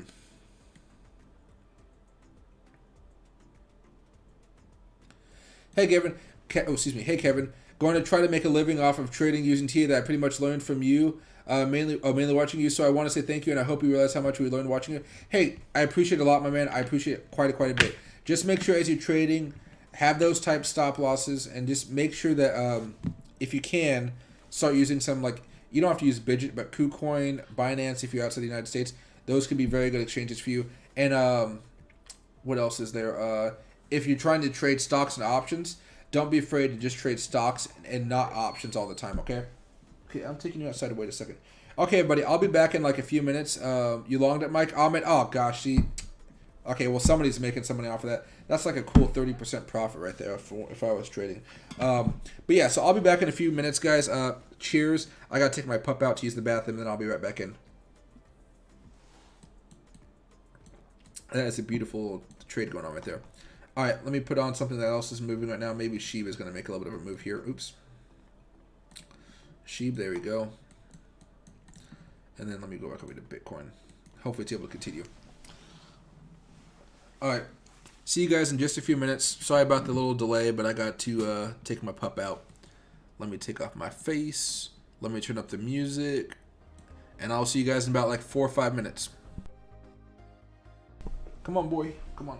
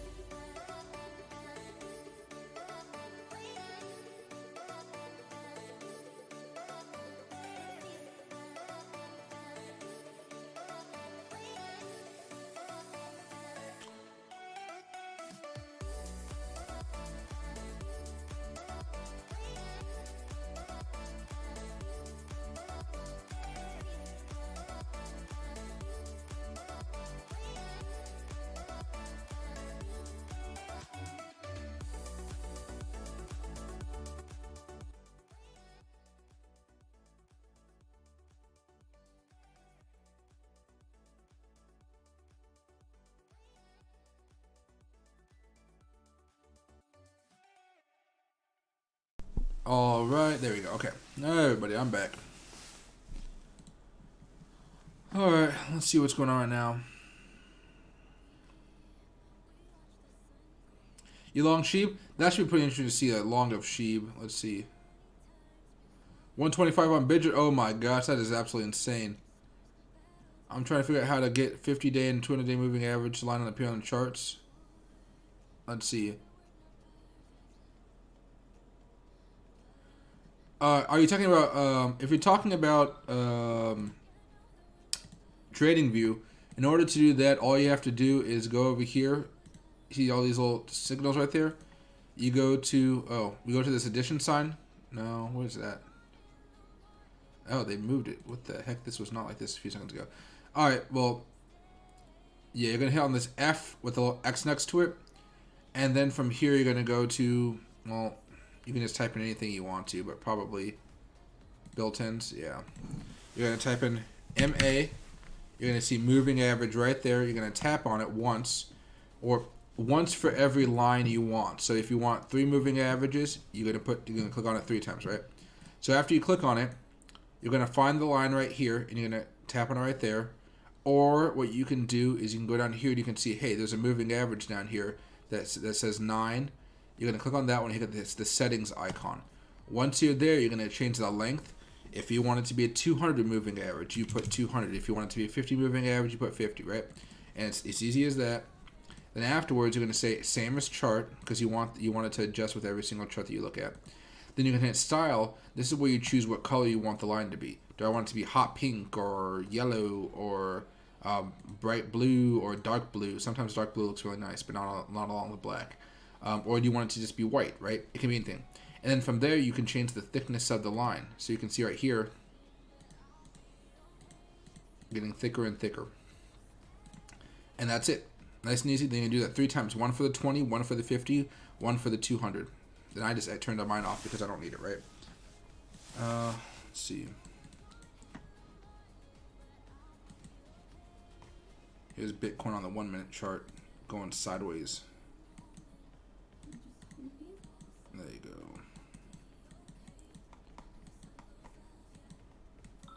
Hopefully Bitcoin's able to make a move. Let me go right here. Alright, there we are.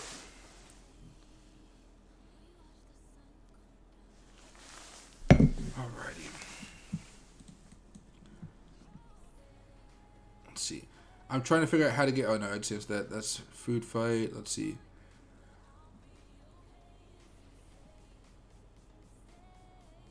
Let's see. Make sure that's the thing.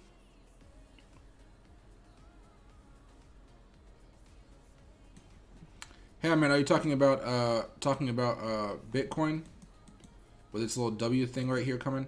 Probably on a 15-minute chart looks a little bit better. It looks a little better on the 15-minute chart. Yeah, but hopefully it's able to make a little bit of a move here. All it has to do is break above this resistance right here. Right there, and it'll be golden. Oops. That's what I'm waiting for Bitcoin to do at the moment.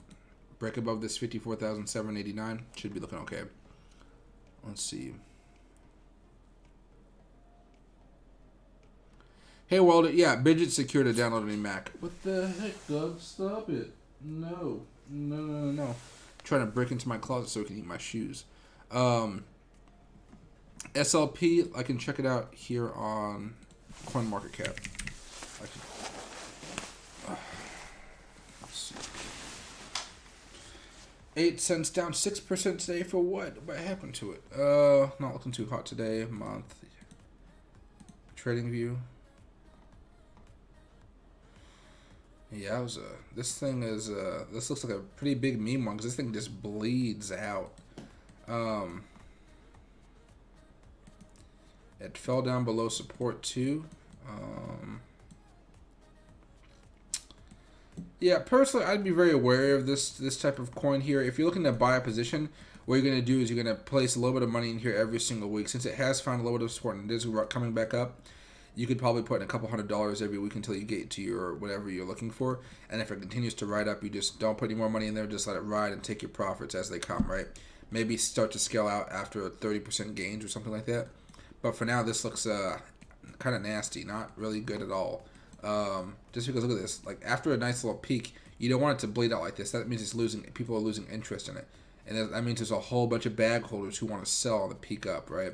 So be careful with it. It's not dead, but it's just not looking too hot at the moment. So if you're buying it right now, you're waiting for a big surge to bring it back up and something really parabolic and make everybody go crazy with it, okay? That's what you're going to be buying for. Not really off of just technicals, because the technicals say stay away from this bad boy. There we go.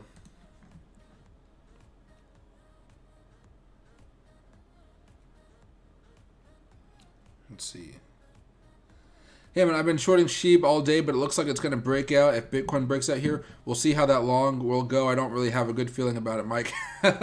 Well, I hope it does well. The only thing about 125x leverage is you lose so much money. So normally, or lose so much, like, you know, percentage wise of your trade. So it's always hard to let it go down a little bit before making a breakout. But at this moment in time, man, it still looks like it's poised for a breakout. This is the 15-minute chart. Here's the 5. It's still getting higher lows. So as long as you can survive this 20 moving average here, you should be okay for another leg up here. And then, you know, probably how you want to trade that is probably start scaling it afterwards to protect yourself. I know the feeling you're going through right now, the heart attack of waiting on a 5-minute chart. It can be brutal.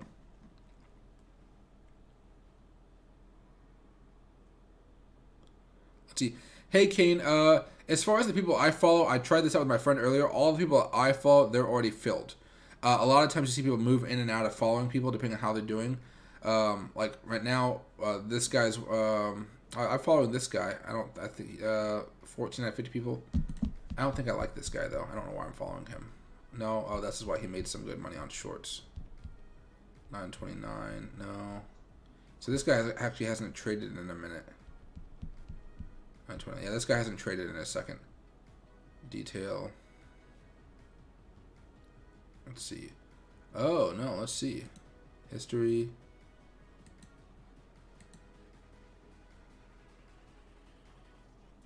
Let's see. This guy is a trader right now that's down 3,200%, so I don't want to follow this guy. See? But this guy's letting his trade go. This guy has so much money in his account, he's waiting for it to drop down because he knows it's going to drop. But that's a... Jesus, you just want to stop your losses there, right? Let me see if I can get out of this right here. Am I following this guy? I can't even tell if I'm following him. This is weird. Edit. Unfollow. Yeah, there we go. There you go. But you can tell when it goes to the history. Alright, so history is fine.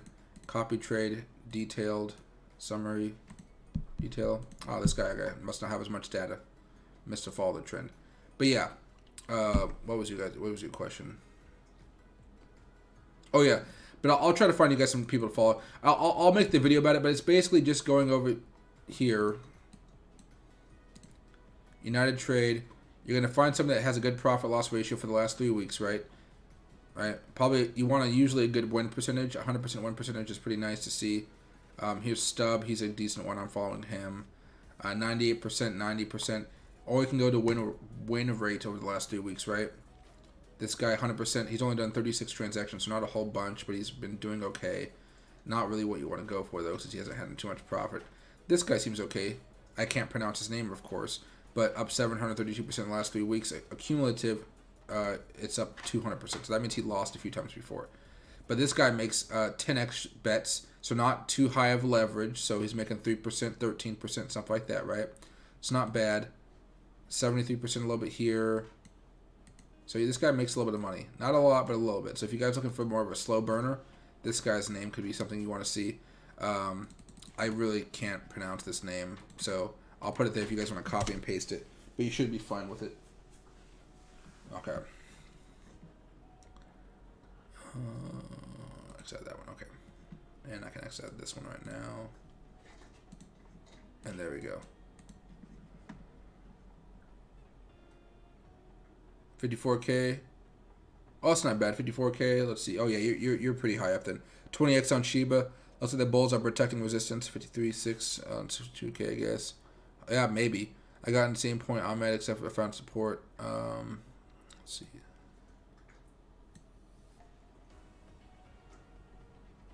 Hey, Ken, thank you, bro. But see, that's what I mean. Sometimes I think they're working for Bidget. What the copy traders? They don't work for Bidget. Basically, they make money off of the fees they charge you, right? So they get 10% because they're making you money. They get a cut of that money, basically, right? So that's how it works out. But they don't work for Bidget. All these people are just random people from across the world. Some are in Asia, some are in America. If you look deep enough, like Mysteries, he's from Asia, but there's people from America, there's people from India, there's people from Mexico, Canada. I saw one person on here. He's from France. So it's people from all over the world. If you don't feel comfortable, you can stick with people that have English names. That might be okay too. Like Bitcoin Unicorn, right? This is my guy, but he has a 50% win rate. Stub, I follow him. At a loss, that's just something maybe English. So it's people like that, right? People like that. Maybe this guy right here, I can put $50 on. See how he does. Let's go to 5,000. Yeah. All right. Future setting, and then I need to, from my trade, I need to make sure that when I do this, my leverage is stuck at 50. Okay. But I will make a video for you guys. That'll be ready Sunday for you guys in order to practice using Bidget and all that good stuff. Let's see. As long as you guys are making money on this position, that's good. We'll just wait for Bitcoin to break out here. If Bitcoin's able to break out, that'd be really nice to see. Probably not break out here, but it really needs to break out above this line right here. There we go. Closer to 54,800-ish. Excuse me. Let's see. Hey Ronaldo, have my SI in profit already because I don't trust Bitcoin. It moves too volatile and unpredictable sometimes. Yeah, this is one of those times where Bitcoin's pretty unpredictable. I just bought at a low point anticipating it to continue this little cycle of up and down, and it worked out. But I sold right here a little bit ago, and I'm waiting to see if, what happens next. I thought about doing a little bit of a scalp play, probably holding on to see if it went up there, but I would have already hopped out by now and taken my little measly profits, like 20-30% profits out of that trade. Cheers, everybody. Ooh, I don't have sake too much, but I like it. No. Might as well have a one-a-day gummy while I'm here. Jeez, I swear my dog is a raptor. Alright, well, Shiba's starting to have a little bit of movement here, Ahmed, so you might be lucky there. Let's see. Hey, Kane, I'm thinking about it. The only thing is, when I talked to the guy about trading, and apparently I lose certain privileges when I'm a trader, so I'm trying to figure out the balance of what I can do to like trade for you guys, but not like keep my account looking the same, if that makes sense. Can you check out Luna? Yeah, let me take a quick peek at Luna here, right above Shiba actually. Well, if you wanted to buy, now's the time. Hitting on support. Well, it was a few hours ago, but bouncing off support looks okay at the moment in time. It'll probably start to curl back up here slowly. Use the trend line as support. What is this at the moment?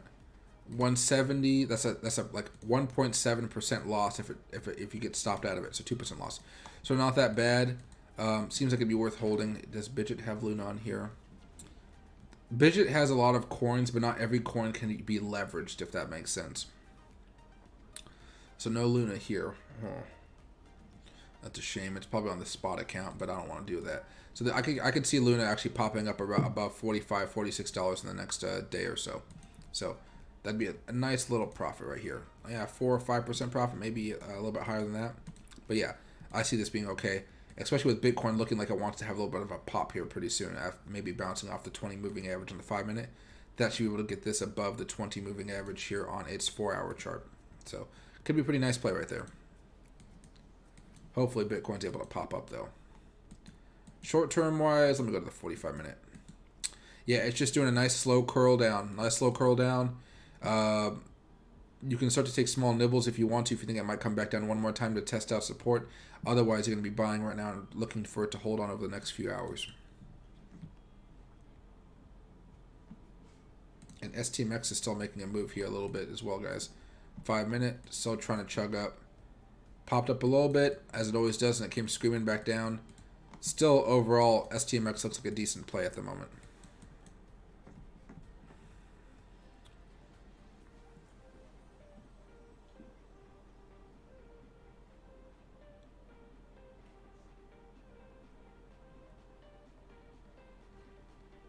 Called it. Oh, jeez.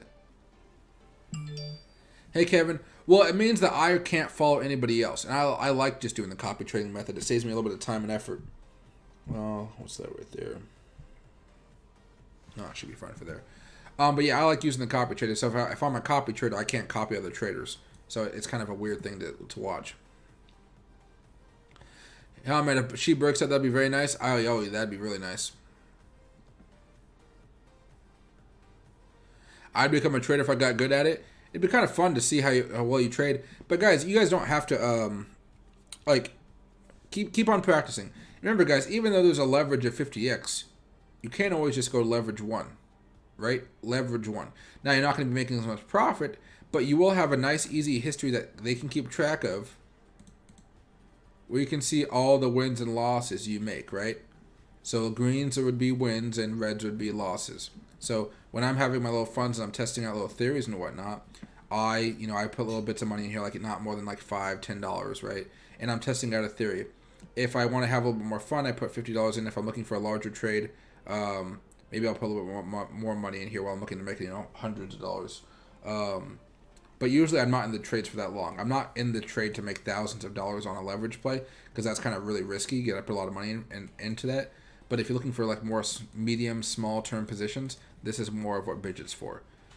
If you have like balls of steel, so to speak, excuse the language, that's when you can do heavy positions with leverage. I tend to not go heavy with leverage. Like I don't do large positions with leverage. Most of the time I'm just kind of holding large positions in certain coins and waiting for those to pop, and then I take my 10, 15% profit instead of my potential like 100, 200% profit. Just because it's much harder to wait for your leverage play to work out than it is just to kind of wait for like an actual 1x position to kind of go up slowly and kind of pop and take your money. Leverage plays, you could be waiting a long time, and in that time you could actually be stopped out of your position, where because you don't have enough money in your account, they could actually sell your position for you to say, hey, we don't want you to go negative, we're going to sell for you, right?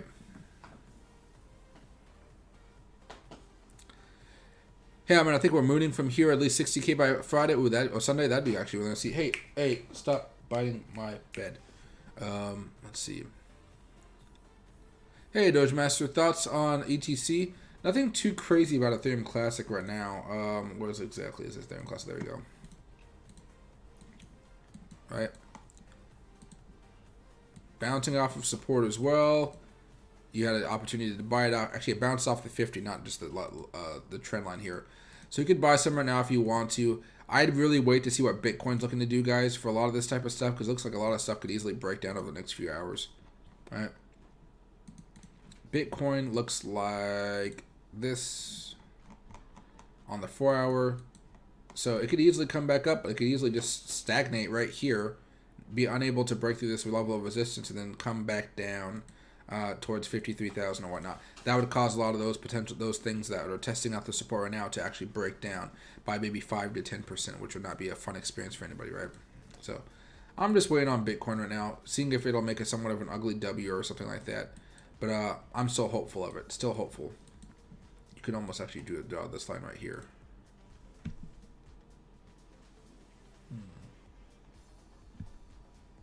Okay. Megatree's not biting anything he's not supposed to. So you could almost see Bitcoin being in something like this kind of a pennant here. Hopefully it doesn't take too long, but it has to be has to be able to withstand this, and that's the big problem for Bitcoin at the moment. Because you may think that, hey, that white line is pretty far away, but in reality, what is today? October 8th, 2100 hours. This is like 24 hours from now is right here. So we need to make a move before we end up getting there. Otherwise, and that's it won't necessarily mean we're crashing, but it will put a lot of doubt in the minds of a lot of traders. Will they be much more trigger happy to get out of a position rather than stay into it? Okay, so because we could easily come down here, break down a little bit, then soar after like a dip and rip, but by then, majority of people would have sold out because they don't want to deal with all the losses that are incurred by all of their altcoins before that breakout happens. All right.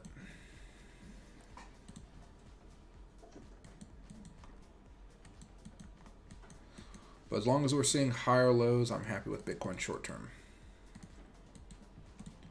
But yeah, Ethereum Classic, looks okay. You can be buying at these levels if you want to. It's a pretty tight stop loss from where you're at now. Stop loss is less than 1% away. So you could buy right now and hope for the best for the Ethereum Classic. And it looks like it's moving up slowly. Not fast, but it's moving up. STMX, nothing. Back to Sheeb. Okay, there we go. Sheeb's looking a little weak as well. So you're seeing a pretty decent weakness in a lot of these altcoins, which could mean a little bit of weakness in Bitcoin.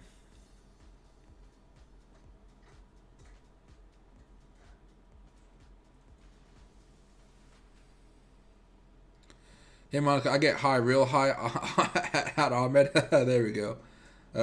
I do have a weed pen here, but I can't smoke a weed pen and talk with you guys. I'll get to blah blah blah.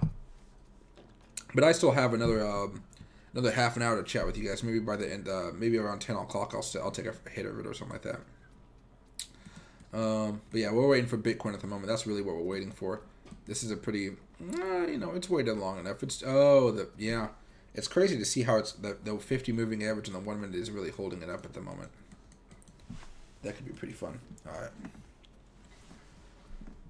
What do I got to see right here? Make sure I'm not missing anything. That should be fine.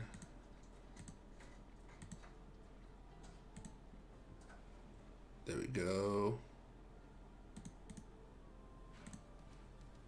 Not too bad. Okay. Come on, Bitcoin. Fight it. Fight it. Fight it. Fight it. Cheers, everybody. Hey, Ahmed. Bitcoin better bounce off here. My long is turning into a short. I mean, it looks a little weak on the 1 minute, but maybe the 5 minute actually has a little bit more room for it, because the 5 minute you have the 20 moving average here, might be able to pop it up, and it has had enough time where this could be the big pop. What I'd be looking for right now is what's the market book look like? A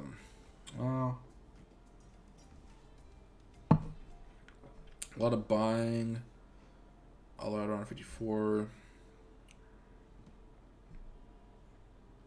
I mean, it seems like the buying momentum is there, and there's not too many people looking to like tank everything just yet.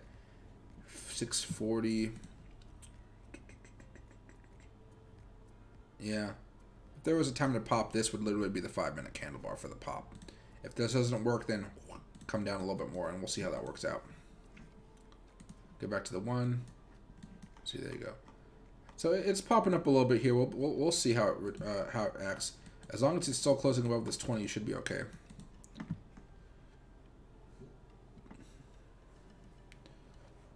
What's right there as well?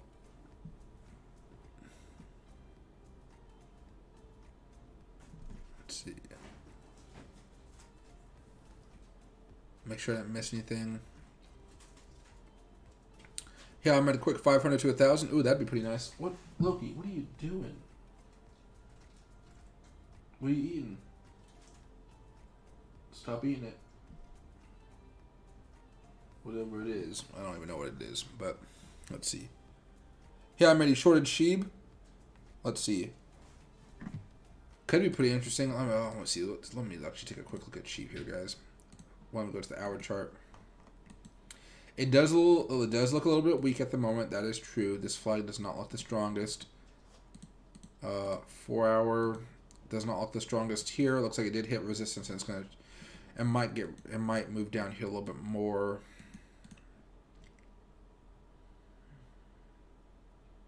We just started this an hour ago. Not much volume in here as well. That's not good for Sheeb, but maybe good for your short actually. All right.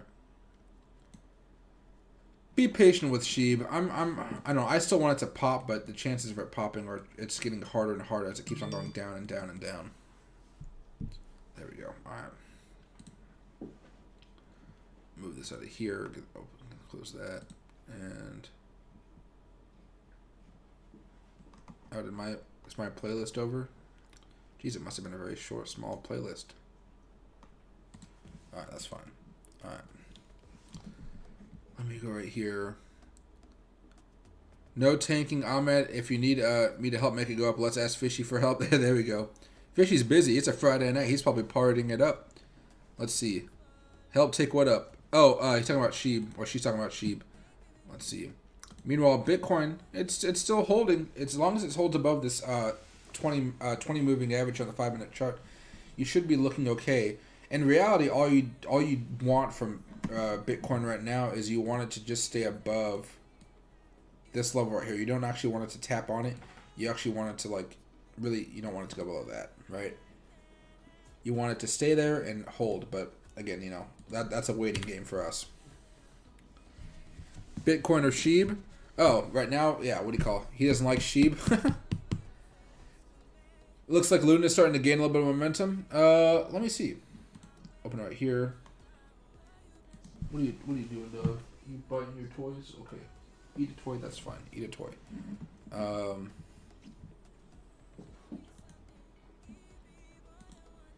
Let's see. It looks like it's gaining a little bit of momentum here, not a lot, but that's because it just bounced off of its support right here on the 4-hour, whatever chart you're looking at. It did bounce off of its support. So because of that, you saw a lot of buyers here, and right now those buyers are looking to push it up even further to try to get it back up over the next few hours, probably somewhere around $45, $46 for a nice little trade. And then from there, you'll probably have to wait to see if it goes higher. By that time, it'll be really up to Bitcoin to see what it does. And that's why what's happening with Bitcoin right now is so crucial, because we all wanted to have a nice little move here. As you kind of watch Sheeb doing its thing here. Let me go back to Sheeb on the 5. There we go.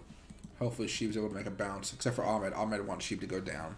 I'm hoping that Bitcoin's able to hold that 20 though. Okay, you want to stop biting my jacket? Jacket is expensive. Not as expensive as you, but expensive. So stop. There you go. Let's see right here. Hey 9 to 5, what's up, Michael? Got $38 AMC calls today, expiring 10/29. Thoughts? Also just rolled me up some of that Cali and Miami Buds. Cheers and liftoff. There you go. I'll take a little puff here in about 1 minute. So let me actually open up Cheddar Flow. Oh my god, I just said don't bite my jacket. Stop. Let's see. I love dogs, but the dog is annoying at the same time. Log in. And you said AMC calls. I just want to see if anybody else has AMC calls for the same date range. AMC right now, call flow is 83% bullish, 17% bearish. So let me go over here and say advanced.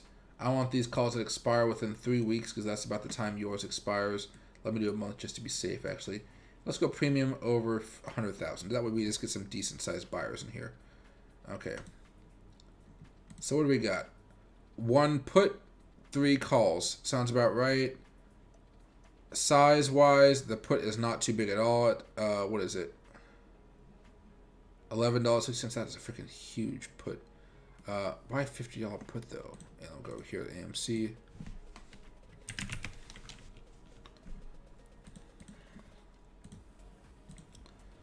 Pop right here. And he has a put of... yeah, 50. Why go so inside the money here? So that must be a hedge play of what he must be going for at the moment. So, okay. So looking at this, 10-8, 10-8, 10-8. This is all expiring today, so you don't have to worry about that. Anything else that's not large, I guess I would say now, since we don't have anything that expires then. 10, 20... and you said 29. Wow, okay, that must not be a month. Yeah, that should expire within a month, I guess. Okay.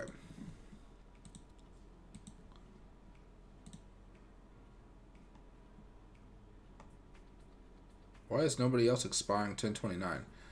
Well, apparently there are some crazy calls out here for like $95 for AMC, $46.55, $145 by December. Now they paid $1 for these calls, but that's still pretty pricey. So people are, looks like longer term looking into December, people are expecting some type of massive rise on AMC. Whether it comes true or not, who knows? Maybe they might just lose all their money. Like, totally could happen. More medium term, $40, $38 strike price is $39. That's a little bit where we are right now. So they're buying close to in the money or close to out of the money. That way they're protecting themselves a little bit from that theta drag. But I think it's fine. As you're looking at AMC, it is close to support. It may come down maybe a little bit more on Monday, but from there it could have a nice little bounce off. From it could actually have a little bit of a something more like that, right? And towards the November, maybe a big pop, maybe even end of October, big pop, and that's where those December calls that people bought will probably come in. And they'll be able to cash those suckers out. But right now, AMC looks fine. If you want to start taking nibbles on it, it does not seem bad at all. Now let's go back to the good old Shiba-Ru. What did I say? I'm going to hit your head. There we go. I would hit his head, but I think he enjoys hitting his head because I always like to tap it and like smack it, because then he'll get into a play mode where he starts wagging his tail. Okay, Sheep's still coming down a little bit here. Bitcoin, on the other hand, still looking okay. Held that 20. Held that 20. Oh, I should have bought there again. Okay, well, it's a little, what do you call it, trade? Well, what this is teaching me is when I bought right here and I sold right here, I probably should have just held, but who wants to hold through that crapola, right? Especially with leverage. So Bitcoin's looking to make a little bit of a move here. That's pretty nice to see.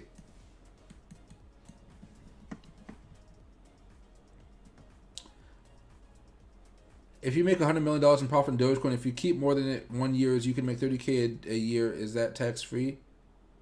You don't pay any capital gains if you make less than $30K? I do not know. I mean, I would assume so, but that's like more of an accountant question. But I would assume so. That's probably one of those loopholes I have for you. Hey Steve, good evening, my man. Do you know if you can transfer crypto like Ethereum to Bitget? Yeah. While we're waiting for this to make a little bit of a move here, basically what you do is you go over here, you hit assets, and then you go to transfer. Or, sorry, deposit. Then once you find the coin you want to deposit, you look through this list and you see if they have it. Like they have Ethereum, BGB, USDT, Litecoin, Bitcoin Cash, Ethereum Classic, BNB, TRX, XRP, BCHA, whatever, like a whole bunch of stuff, right? You click on that random coin, like let's say I want to put my SHIB in here. You do the ERC20, you copy the address, you email it to yourself, whatever you got to do to transfer it over, and then from there you move it from wallet to wallet, easy as pie. And when you transfer it over, you'll see the fee that you have to pay. It's usually whoever you're transferring it to pays the fee. So if you were transferring it from Coinbase, you'd pay Coinbase a fee, but you probably already know that. But yeah, you can transfer anything like that you have in there.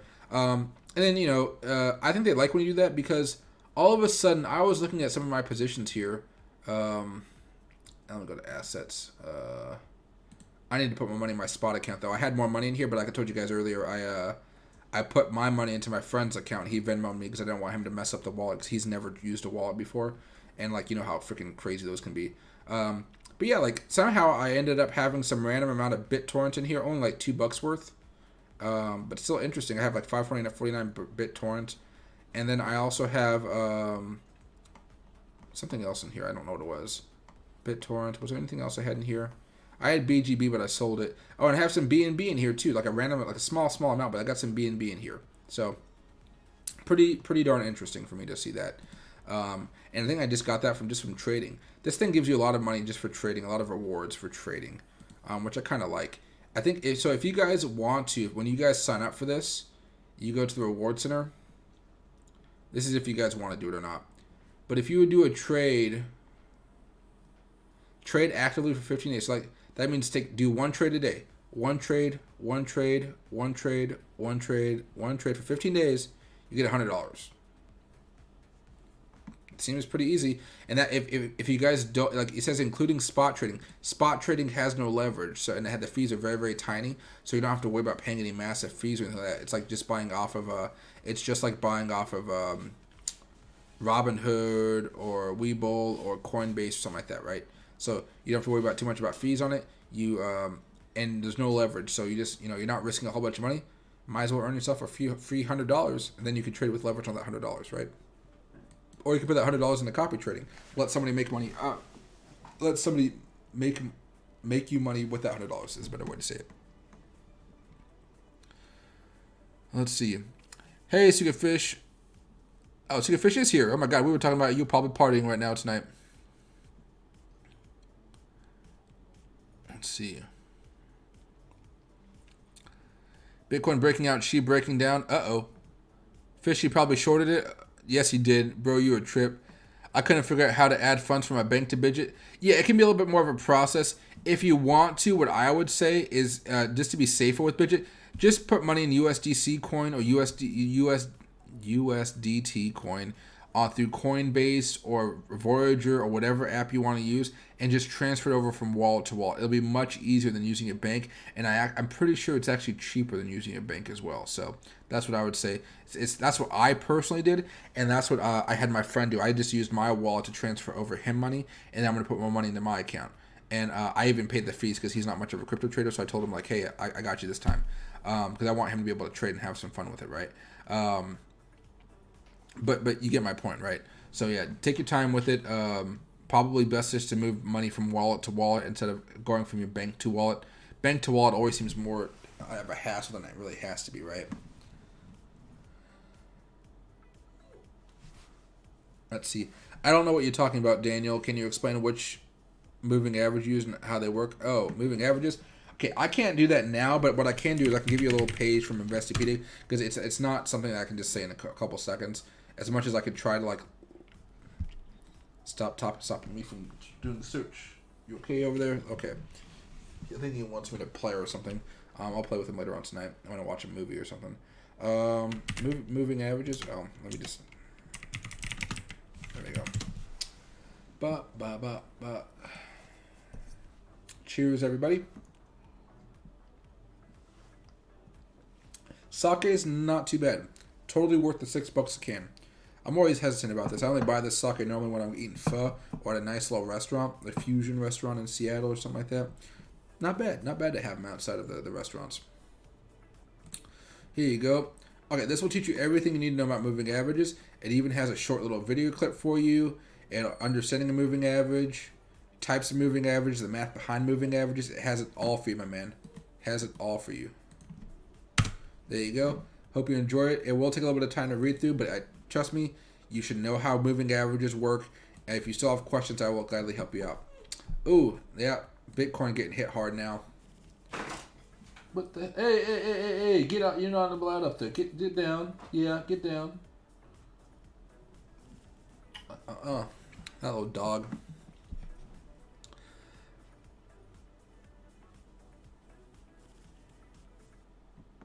Let's see.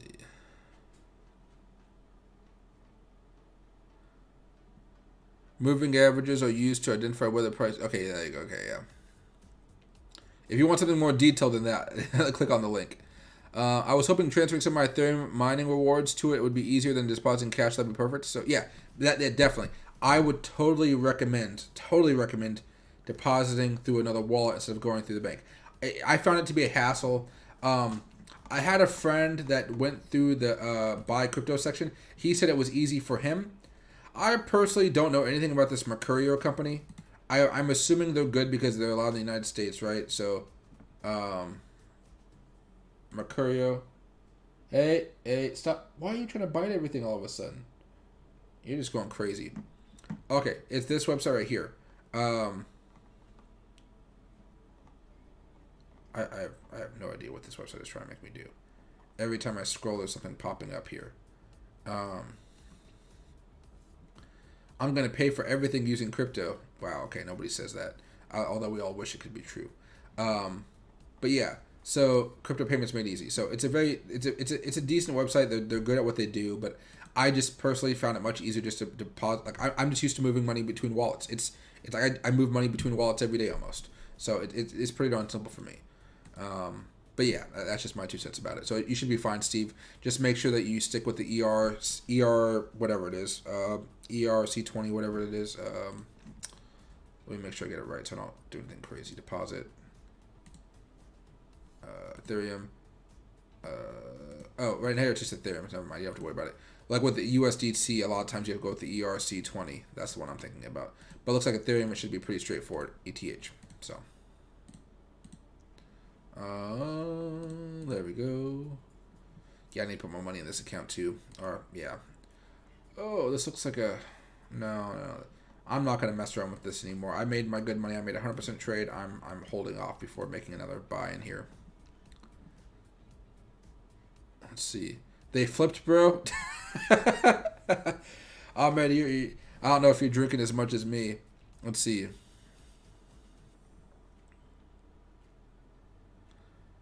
Let's see.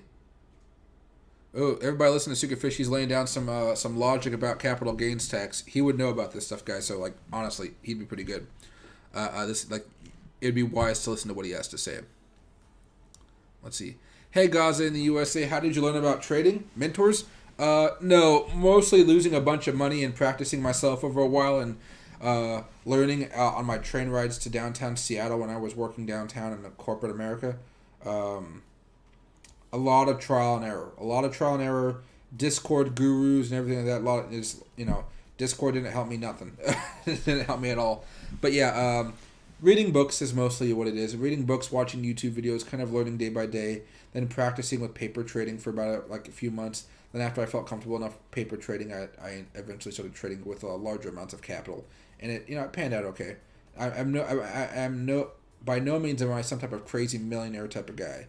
I'm just a guy that has enough money to live off of trading. There's a much bigger difference. I was wealthy enough not to get the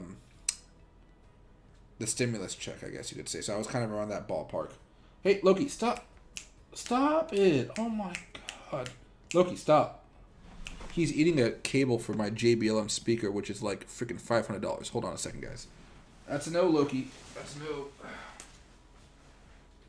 Nope. Oh, it's all warm in the back. Alright. Stop biting stuff. Gave you a head pet. You should be happy.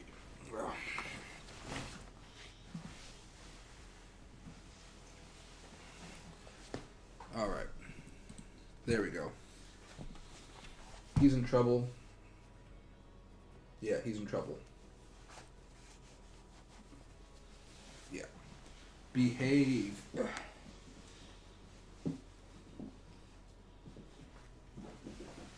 Okay. I got them all wired up to play. Alright. Bitcoin's still coming down a little bit. Hopefully it's able to continue back up here. Hey, stop. Dude, stop trying to bite wires. Like, these wires cost money. Alright.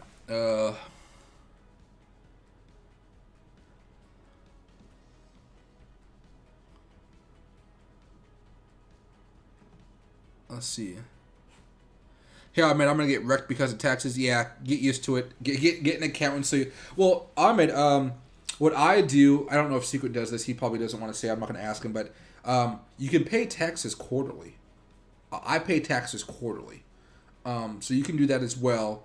So that's kind of nice for me to do, but you don't have to. That sometimes people just like to pay it off at the end of the year. I like to pay taxes quarterly, just get out of the way, so I'm not freaking out at the moment at the end of the year, right?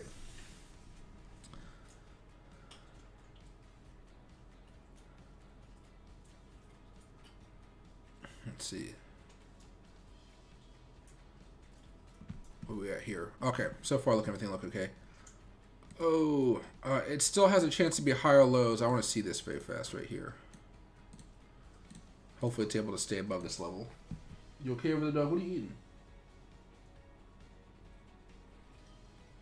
What are you eating? Come here. Come here.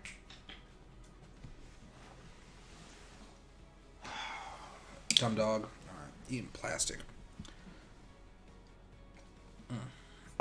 Oh, I told you guys I would take a puff about 15 minutes ago. And I'm pretty sure the YouTube stream has been on long enough, so...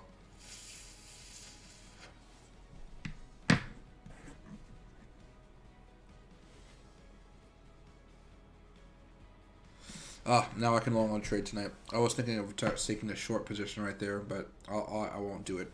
Trading while drinking or high is a big no-no that you guys should never do. Unless you Secret Fish. He can trade and smoke all he wants. Let's see. Well, actually, I don't know if Secret Fish smokes or not. Oh, yeah. It's a shame. It's a shame. But rules are rules. They're not meant to be broken. Let's see. Everything we're seeing right now is taking a little bit of a hit. Shiba's coming back up now. Bitcoin's coming down. Let me see how some of these other moves are coming. Doge is coming down a teeny bit. Ethereum a teeny bit. Matic a teeny bit. So nothing too crazy happening right now with these little dips here. So I'm not too concerned. XLM is making a move here, guys. XLM up 3%. It is churning up here a little bit. Nice little short-term breakout. This is something you guys could be trading right now. EOS, nothing. XT, still looking okay. STMX is still looking okay. Sol, still looking like Sol. It's curling up a little bit. That's not too bad. Oh, I really should have opened that short position. Oh well. FTM broke down a while ago. Not worth holding at this moment in time unless you're looking to buy it for a potential rebound up here. But Phantom is something you want to avoid right now. All right, let me go back to Sheep here. See what's going on there. There we go. Oh, yowza.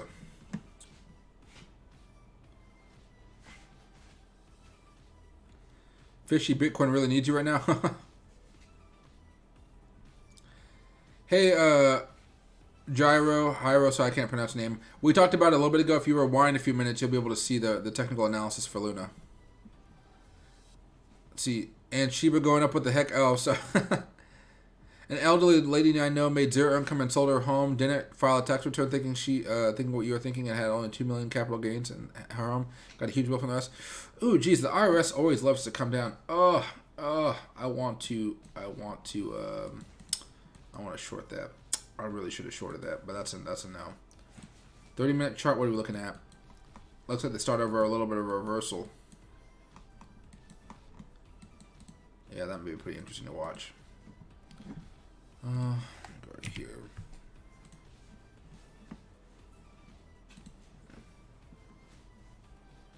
What are you doing, dog?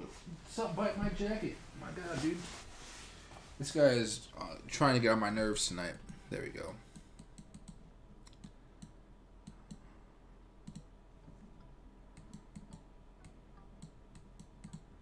There we go. Okay. Go back to Bitcoin on the 5. There we go. Now, what are you guys talking about over here?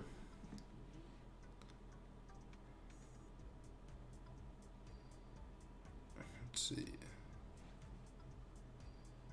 there. Okay. If you guys have any questions, let me know. Otherwise, we're going to chill, and I'm just going to watch the charts here for a little bit. Let's see. Okay, he's buying his bow, and I guess that's a good place to start. I have not been drinking that much tonight, so I'm going to increase the speed here. So far as Bitcoin's looking okay, I'd be out of the trade already, though. Even if it does go down more, that'd be a really nice little swing trade right there. Or, excuse me, day trade. Scalp almost. We need to abolish the IRS. Yeah, for real. I don't like the IRS. The only good thing about Washington is we don't have income tax here. I really do enjoy that about Washington. I don't know how much longer that's going to last, but I do enjoy it while it lasts. But I have a feeling that eventually I'm probably going to move out of the United States to go somewhere really cheap unless I can really I'll probably just move to some state that's really cheap. I'll probably see that. But buy a whole bunch of land and then kind of relax. But that'll be more when I'm in my 40s or 50s and kind of like chill out. Let's see. Hey, Cyberzone. How come switching from the 5 and 15 minute changes the location of the MA? That's because, so what the MA is, it's the average, right? It's the average of the last 20 candle bars, the average of the last 200 candle bars, the average of the last 50 candle bars. Well, the candle bars change based on what chart you're looking at, right? So if that's a lot of freaking, I don't need all this junk in here. Well, I'll leave it there for now. But basically, if I go over here and I right click on this moving average, I'll go to settings. You'll see that it says right here in inputs, same as chart, 1 minute, 3 minutes, 5 minutes, whatever. So if I go to the 1 hour, you're going to see this yellow line suddenly change directions or change its path. See how it just went whoop like that? Let's go to the day, goes back up here. 3 minute looks very similar to exactly what's going on here.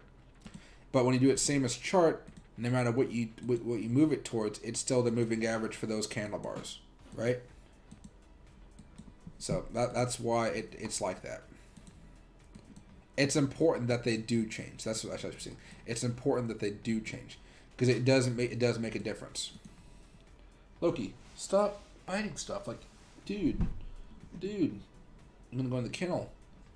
Let's see. Boop. Alright. Hey, that is my speaker. This dog is... Here, come here. Come here, boy. Here.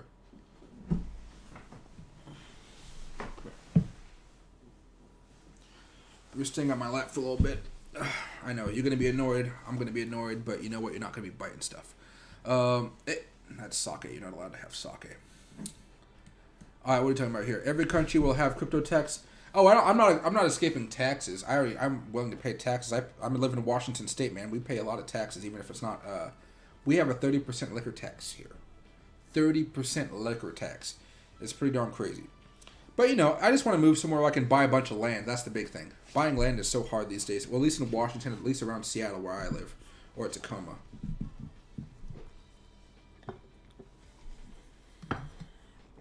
Yeah, cool, dude. All right. Yep, I know. Awesome. Okay, ready to chill out? Okay. He's like whatever that little cat is from. Yeah. Okay. Cool. That little cat from. What's that movie called? Austin Powers with Dr. Evil. Hey, Zoom. There we go. All right, guys. Let me see. Did any of you guys have any more questions? STMX is making a move right now. That's pretty nice to see. Look at popping up one more time. Let me actually put STMX right here as Sheeb's kind of stalled out here. There we go. 1 minute on STMX. STMX loves making its moves. You're not jumping off. Okay, there you go. No, you're not looking at my ear either. I'll go with Bitcoin here. 5. And we'll see how this plays out. Okay, cool. There we are.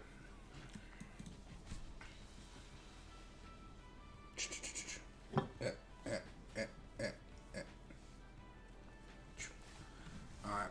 But yeah, so far, guys, STMX is something that's making a little bit of a move here. Looks pretty darn nice. You jump, you're going to get hurt. There we go. Hey, that's my sake. Oh, my sake is over here. Okay. We're good. Retire in Mexico, Mike. I've been thinking...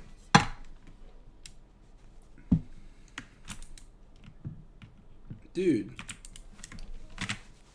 Okay. I'm going to hold you like a baby. Scratch your belly. Relax. Relax. I'll go over here to STMX. There we go.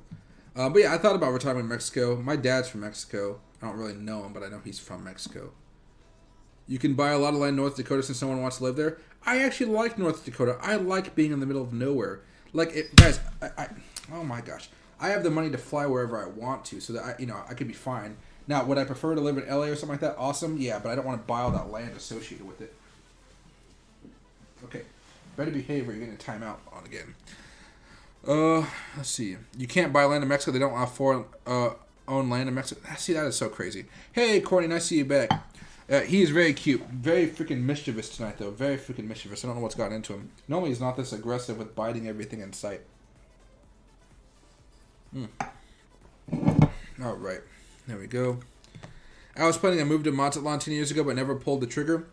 I've heard a lot of people move out down there, and from what I see, like, I didn't know that you couldn't buy houses out there. But it just seems like money goes so much further, right? And the U.S. dollar goes really far outside this country, so I might as well make the most of it. Especially by the time I retire, I have a whole bunch of U.S. dollars in my bank account, or a whole bunch of SHIB, or a whole bunch of Dogecoin, or a whole bunch of Bitcoin, or whatever, right? There we go. Ooh, SHIB, or not SHIB, this is STMX. Coming down hard after a nice little boost right there. Bitcoin's trying to rally back up again a little bit too. Yeah, I'm hoping when we wake up tomorrow, we're going to be looking pretty fondly on Bitcoin, though. I'm hoping. Because either we're going to wake up and it's going to be really up a lot, or it's going to be down a lot. And let's go back over here to SHIB. Is it making a little bit more of a move? Kind of. Hopefully it's able to... It's going to be breaking out here pretty soon. Probably not for another 10 minutes, though.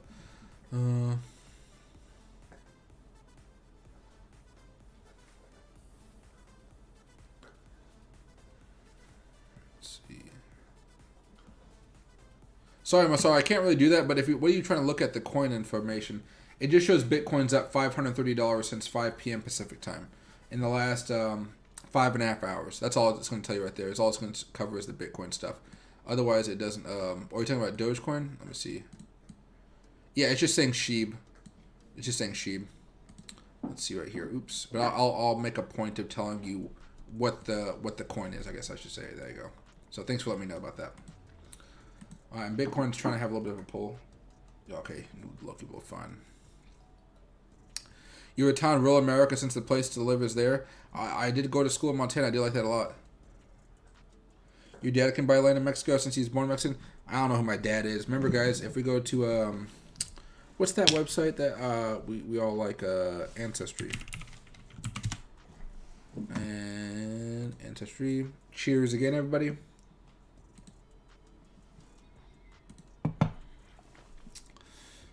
There we go.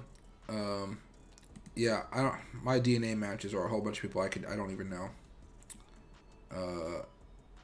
Yeah, I have no idea who these people are. No idea at all who these people are. But they seem pretty chill. But you go to DNA, result summary. I'm a freaking. There you go. Okay, cool. Yeah, I'm a little bit of everything over here in Europe and Africa and Americas. So I'm a little blob. Pretty interesting to see though. 18% indigenous Americas. It's kind of funny to think that's like the highest thing. But if you put my black together, it's like 20% or 30%. So that's pretty realistic. I'm also 9% Irish, hence why I like alcohol, I guess. But even a little bit of Swedish and Denmark, Senegal, Northern Italy. This type of small stuff I think is always kind of fake, maybe. But yeah, it's nice to see that I'm a little bit of this, maybe, right? Back out of here.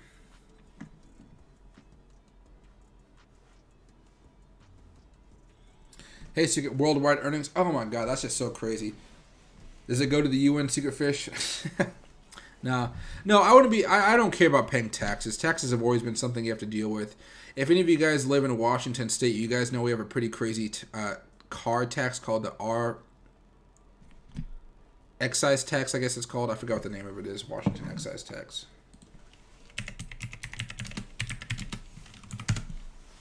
It's called real estate excise tax. Yeah. No, it's not property. What are you doing, dude? Stop biting stuff. Oh, RTA tax. Yeah, RTA tax. And so dude, this thing, like my grandparents, they pay their tabs. It adds an extra $400 on their car bill, on their car tab per car. Extra $400. They got nice cars. Don't get me wrong, but like $400 for those tabs. Whew, they're not upper class. They're just middle class folks. Hey Jay, I like your glasses. They look kind of like mine. Yeah, I was thinking about getting new glasses, but I decided against it. Stop biting stuff. My gosh, here, hold on a second. There you go. But yeah, the taxes are just absolutely insane. Oh, but my glasses, I almost bought new glasses the other day, but I decided not to.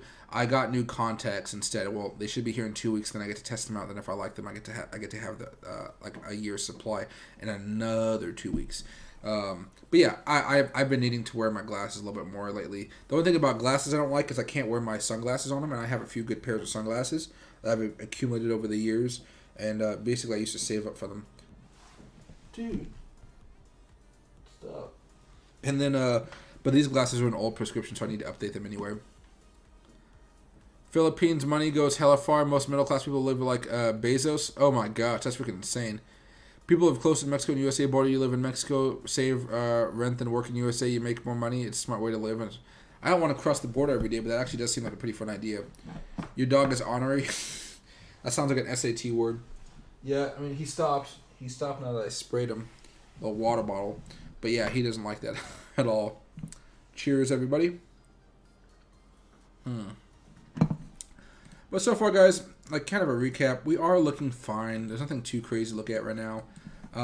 if I'm going to use my friend's algorithm here, I will do one thing just for fun. I'll remove the drawings. I will change this up to, actually no, I won't do that. Stop biting my jacket. Stop. Okay. He only goes after expensive stuff. He doesn't worry about the stuff that's cheap. He never attacks it. Anything expensive, he'll eat it up. He has good taste, but I don't like that. So what I'll do actually right here is I'll go here. Let me put up another 4-person. For here, I'll go here. No, actually, is this already done for me? This is already done for me. There we go. There you go. Stop.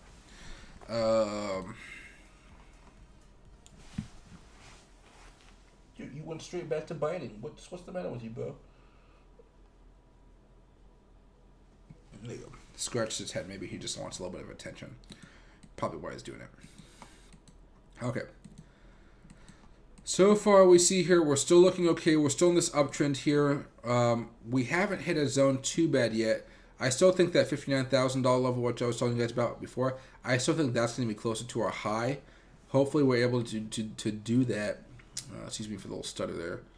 Let me wait for this to peak up as well. Do we have any institutional buyers coming in as well? High activity. So the only thing I'll say right now, guys, in certainty, I expect a lot of volatility coming one way or the other, whether we're heading towards 59,000 or if we're looking to kind of crash back down to maybe 48,000 or so.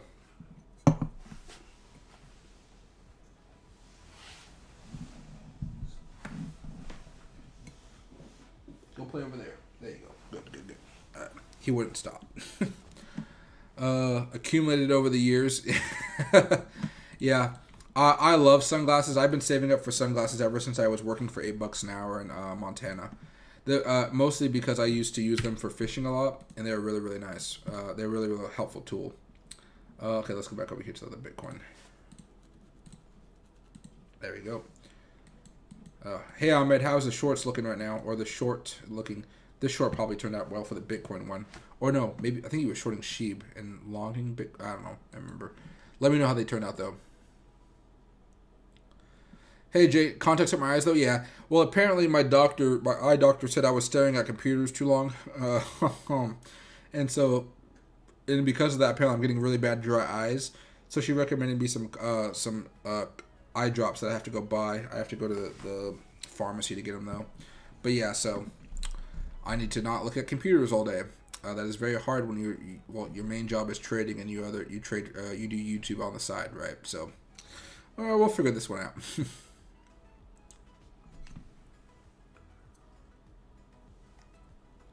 Let's see. Merida, Mexico safer city. Ooh, that sounds pretty good. I can't get my chart to show candles. It only does lines. Huh. Well, what you can do is you go up here to, let's just say you're looking at the Bitcoin chart. There is this little button right here on TradingView that says candles. Maybe you have it set to lines somehow. It might just be showing that. But if you go over here, hit bars, that gives you nice little bars. Some people like to use these. If you're not used to reading them, you see the exact same information as a candle. Wick, opened, closed, wick, open, wick, closed, wick on the bottom, right? But right here, most people just do the candles, right? So, dude. Oh, you're fine.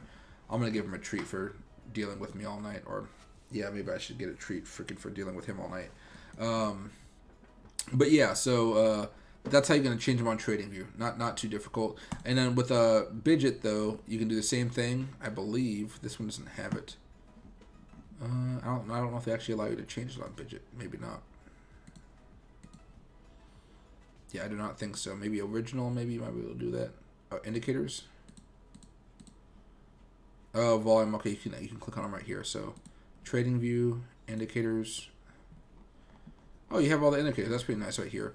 Okay, yeah, but it seems like at least on TradingView like this, you're gonna have to go right here next to like the actual time frames. Hit this little button that says it should say whatever it is, candles, and if you want to, you can do like that. Remove, put on favorites, bars, put on favorites. So you can actually click between them if you wanted to, like this. So if I wanted the baseline instead to see what's going on, Up, down, all around. See that, right? Just popped up above. Oh, feels like we're going down if you look at that candle chart. But yeah. There we go. Oh, this is a 5 minute. That's why it doesn't matter. Okay. Yeah, back to the 5. Backaroo over there. Bro. Just peed on the carpet. Okay. We're going to wrap this up pretty soon, guys. Let's see. Why a lot of Philippines make more money than Axis? I'll handle on 1 minute. On the 1 minute Sheeb. Yeah, on the 1 minute you're seeing a little bit of a cup. Not really a handle just yet, but you're seeing the formation of a cup. Not the prettiest of cups, but it is a cup nonetheless. So yeah, you can see that. You can see that. Let's see. All right, everybody. I'm gonna call it a night here. Bitjit. All this time I'm pronouncing it Bitjit. Oh, I don't know exactly how to pronounce it either. I just call it Bitjit. Bitjit. Who knows? But yeah, I gotta go take him outside just to double check he's not gonna pee anymore in here, and I gotta wash the carpet now. I will see you guys tomorrow. I enjoyed this Friday night little time. Secret Fish, Nightbot, Rocky, Low Roller Scratcher, Nightbot again. Hope you guys all have a good rest of your night. Cyberzone, Daniel, Kane, anybody else I'm missing right here? Courtney. Okay, he's scratching. He needs to go out. All right. But I will see you guys tomorrow. Thank you guys so much for watching the stream. If you guys liked it, please consider liking the video and also subscribing to the channel. All right, everybody. See you guys a little bit later. Sorry for that abrupt ending, but yeah, Loki peed. Sorry. Thanks again, everybody. See you again. Have a happy Friday. Yep.